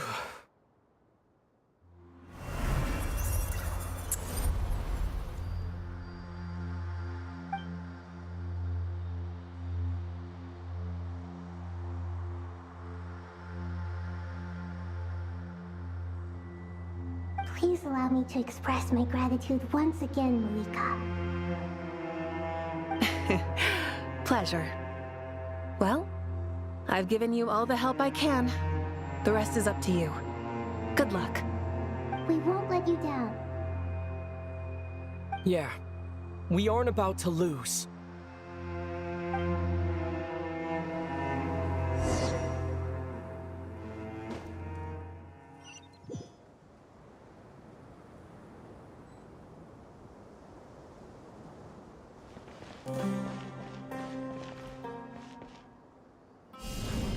Yeah!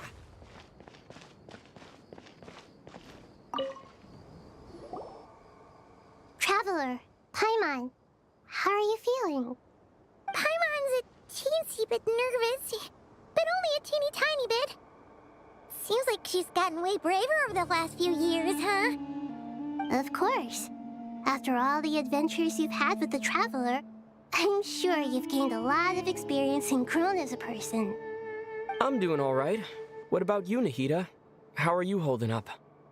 With the negative effects of Irminsul, I'm a bit like a piece of fruit that's been burrowed into by hungry insects and left to rot. I'd be lying if I said it was nothing. But please don't worry. We all know what we're getting into, and we've prepared as well as we can. I believe in everyone. I believe in you. And I believe in myself. Stoking the fire inside oneself is certainly one way to live, but knowing when to rely on one's companions is also a form of great wisdom. I've been quietly learning little things from everyone, like plucking tufts of fur from a sumpter beast. Me too. With the constant traveling, I'm always learning and growing. That's the journey of life. I think there's someone else here who would share that sentiment. Don't worry about what I think. I was just passing by and happened to overhear your conversation. What are you talking about, Hat Guy? This is the top floor. No one passes by the top floor. Says who? You can fly just like I can. I would have thought it makes sense to you of all people. I don't know why, but I feel a little more relaxed now. It shows that you feel comfortable laying down your burdens in our presence. It means that Sumeru is a place you can trust, where you know we have your back. And we feel exactly the same way around you.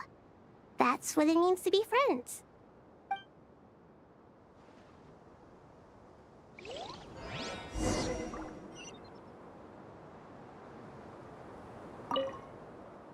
Feel free to mingle if you'd like some time to catch up with people. Just remember to get a good night's sleep when you're done. Tomorrow is a very important day.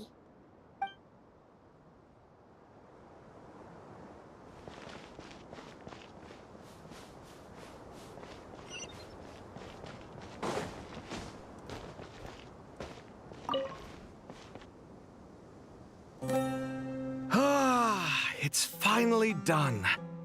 Ugh, but I have a nagging feeling that there's something I've forgotten. Oh, there you are. Everything wrapped up on your end?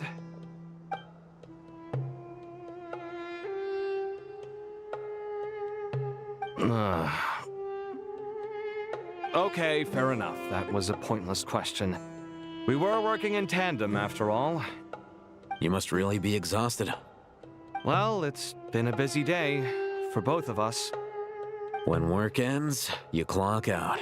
No looking back. Yeah, we're definitely due a break. Probably a little late to start drinking now, though. I'll stick with water. Here, this one's for you. Thanks.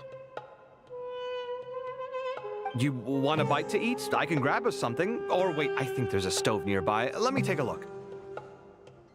Are you nervous? A little, yeah. Unlike you, it seems. How are you not feeling at all nervous? Because everything that happens next is beyond my individual control. I don't worry about things I cannot influence. What do you mean, cannot influence? You're the one who came up with half of the strategies we ended up using. There's only so much I can do.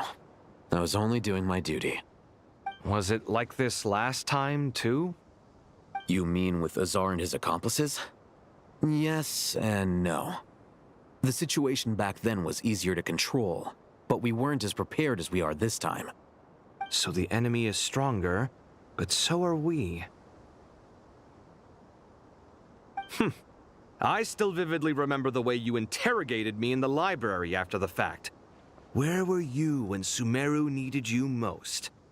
If your memory is so vivid, you might also recall that it was you who came looking for an argument. You're often the one who initiates these things, you know. I came for a conversation! I didn't know it was gonna turn into an argument! Anyway, at least I showed up this time. So, what do you think? What do I think? I think we're certainly better off for it. It's good having me around to help out, huh? Absolutely. As a citizen of Sumeru, you displayed a remarkable sense of responsibility in the face of disaster. Certainly feels that way. I just shudder to think how the world would have ended up if we hadn't gotten control of the situation. So, do you think this is what impending disaster looks like? The sky is so clear, and there isn't a whiff of decay or destruction in the air. It's hard to imagine that the fall of humanity could happen on an ordinary day like this.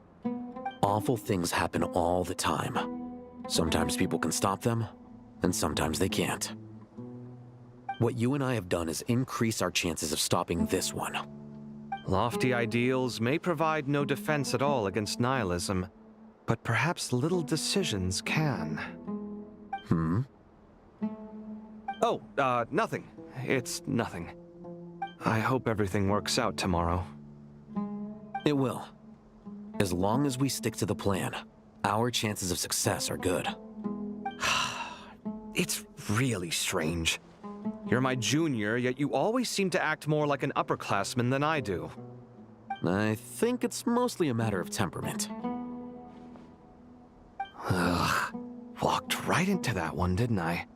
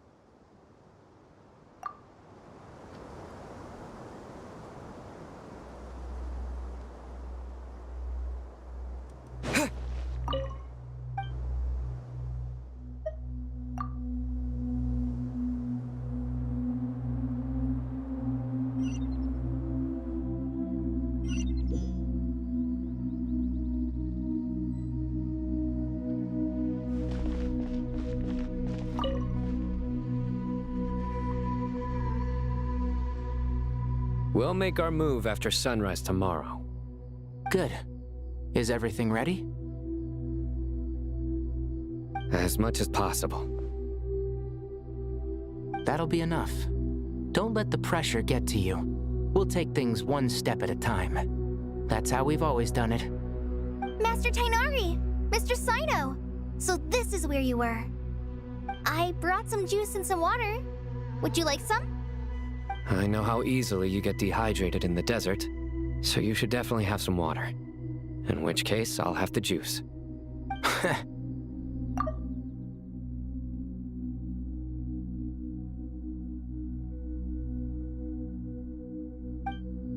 I gotta ask, though. Who's on juice-making duty at a time like this? Madame Farazan said she was feeling a little nervous, so I told her about the automatic juicer my friend invented. She took it right off me and started making carton after carton of juice. A juicer? Did Sucrose send that to you? Yeah, I hadn't had the chance to try it out before this incident occurred, but I couldn't bear to leave it behind in Gandharvaville. The juice is very sweet. I think so too. Kale, how are you feeling? Physically, I'm okay, but it just still feels strange to me. Why would a great power like this come to someone like me? I know the feeling well. That same question ran through my mind every day as a kid. At least now, you have someone who can relate to you. All the more reason that you should apply for Spantamod. Tainari fiercely opposes the idea, though. Those two things are completely unrelated. What are we all chatting about, Would anyone like any juice? Oh, you have some already. I had some earlier, ma'am. Maybe give the extra to someone else?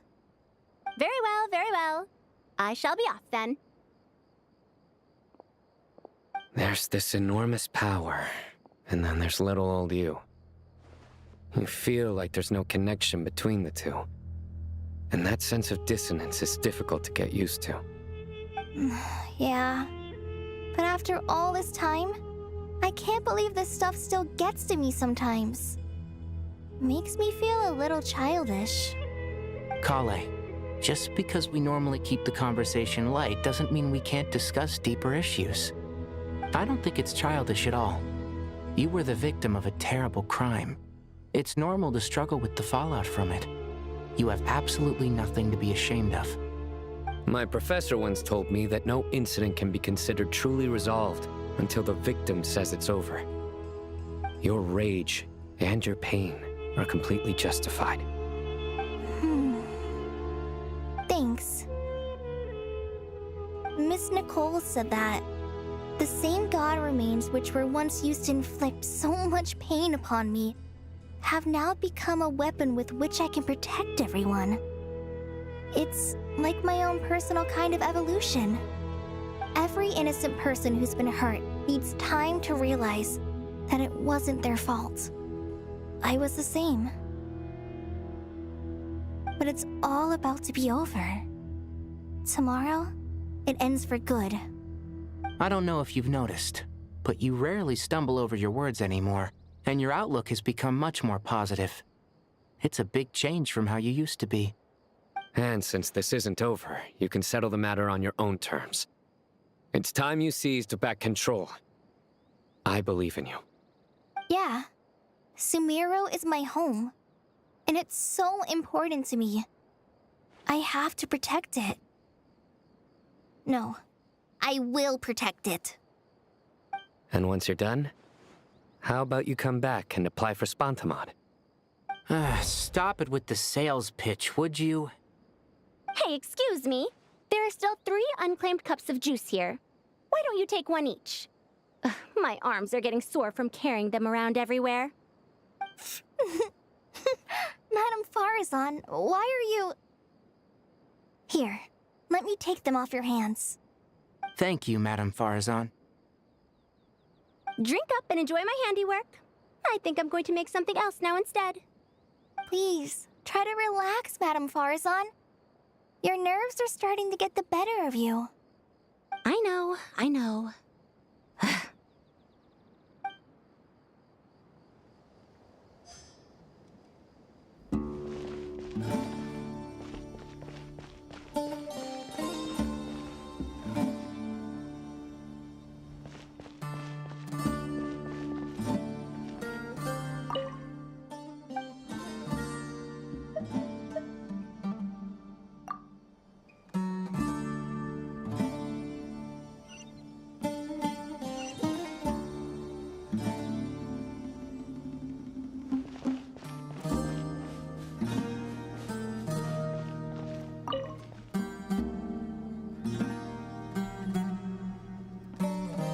Something on your mind, Miss Nefer? Nothing in particular. It's just... right now, the future feels strange and unfamiliar. But the future has not yet arrived. How can you say how it feels? Some people know that there's an impending disaster. Others remain blissfully unaware. Each group is imagining an entirely different future while walking towards the same one. But when they get there, they'll still find they feel differently about it. People are shaped by their circumstances. Different circumstances create people with different perspectives. I've always found the perspective of the Vahumana Darshan to be a particularly incisive one. Even at the height of the crisis in Nodcry, people held diverging opinions. But things are different this time. Indeed. Regardless of faith, gender, wealth, skin color, or eye color, everyone in Sumeru knows what will happen tomorrow. The world has never been an especially fair place. Yet now, against all odds, a moment of unprecedented unity and equality is about to take place. It's fascinating. If only my father could have lived to see this era. Era. To me, that term represents a much greater span of time. It can be an unsettling word. I would even say I'm afraid of it. Do angels even feel fear? Yes, at least I do. I fear the gap that grows wider with each passing day, and the never-ending flow of time. Time renders all memories insignificant, and reduces all splendor to nothing. But those memories are the one thing I do not want to lose. You're very human in that regard. If angels draw too close to humanity, our wings burn away in the bright flame of awareness, and we fall to the earth. After spending so long among humans, I have lost much of my former glory. Maybe that's a good thing. You're more human than some humans are. I've been talking to Kale a lot in recent days. We seem to be in completely opposite situations. I suppose that makes us good case studies for comparison. Case studies for who? Myself, I suppose. After comparing the two of us, I suddenly discovered that I desired more than before. It was a gentle, pleasant sensation. Just as most people pursue glory and miracles, I too am pursuing miracles of my own. Guiding humans to make the miracles in their hearts a reality. That is my miracle. It doesn't sound so bad, does it?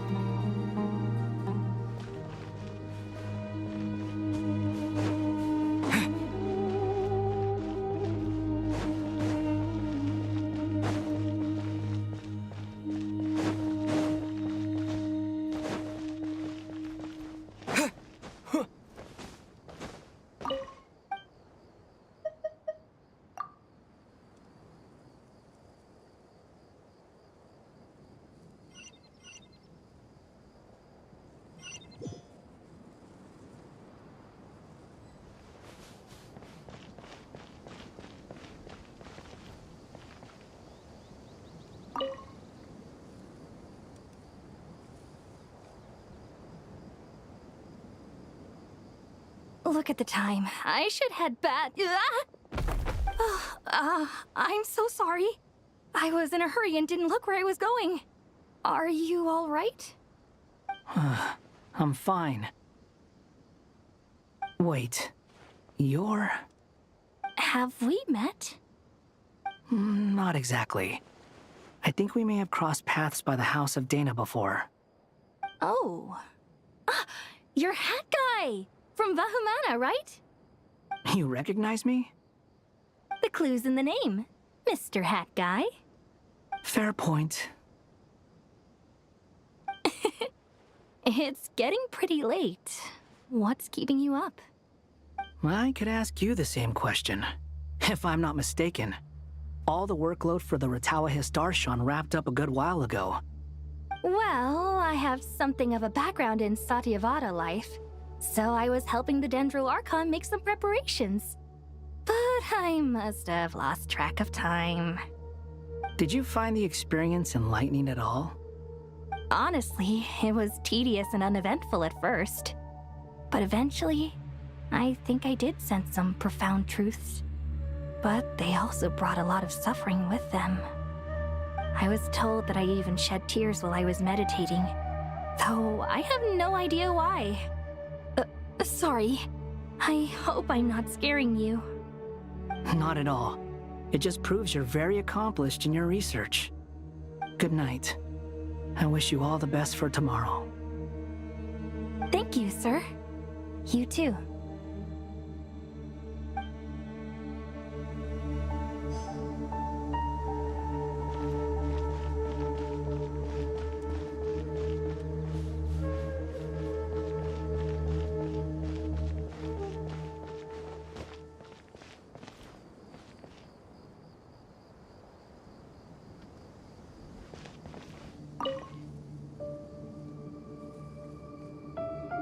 Too bad we've got a fight tomorrow.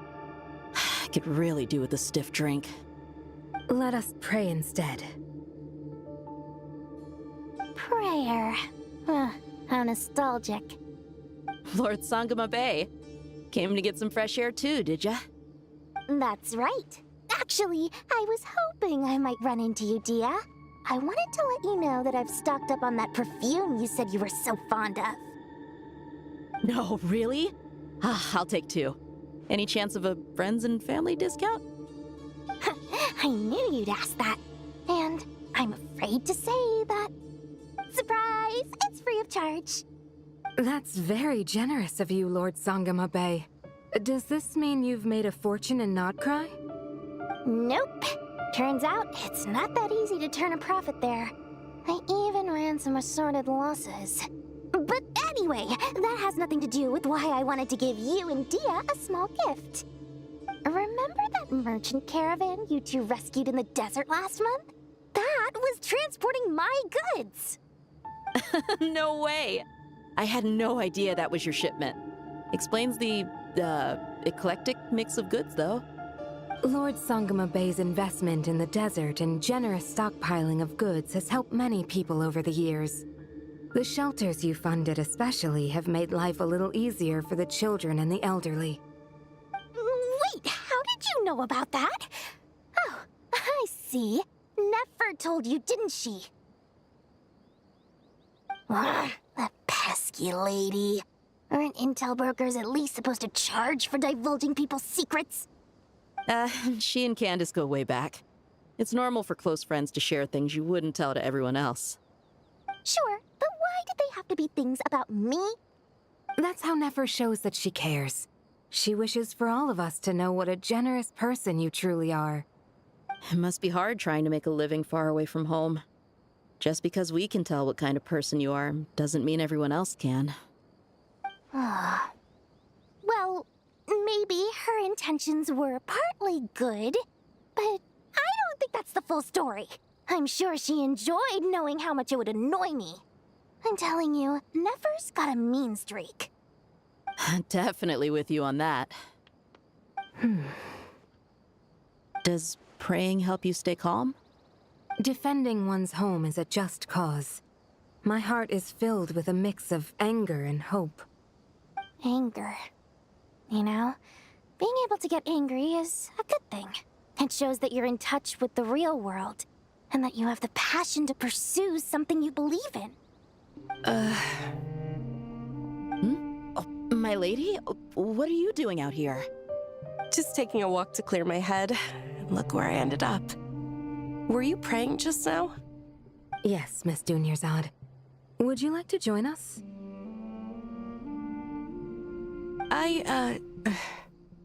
Come on, it's fine. She won't mind who you pray to. Oh, then sure. I remember you, Miss Dunyarzad. You visited my shop before.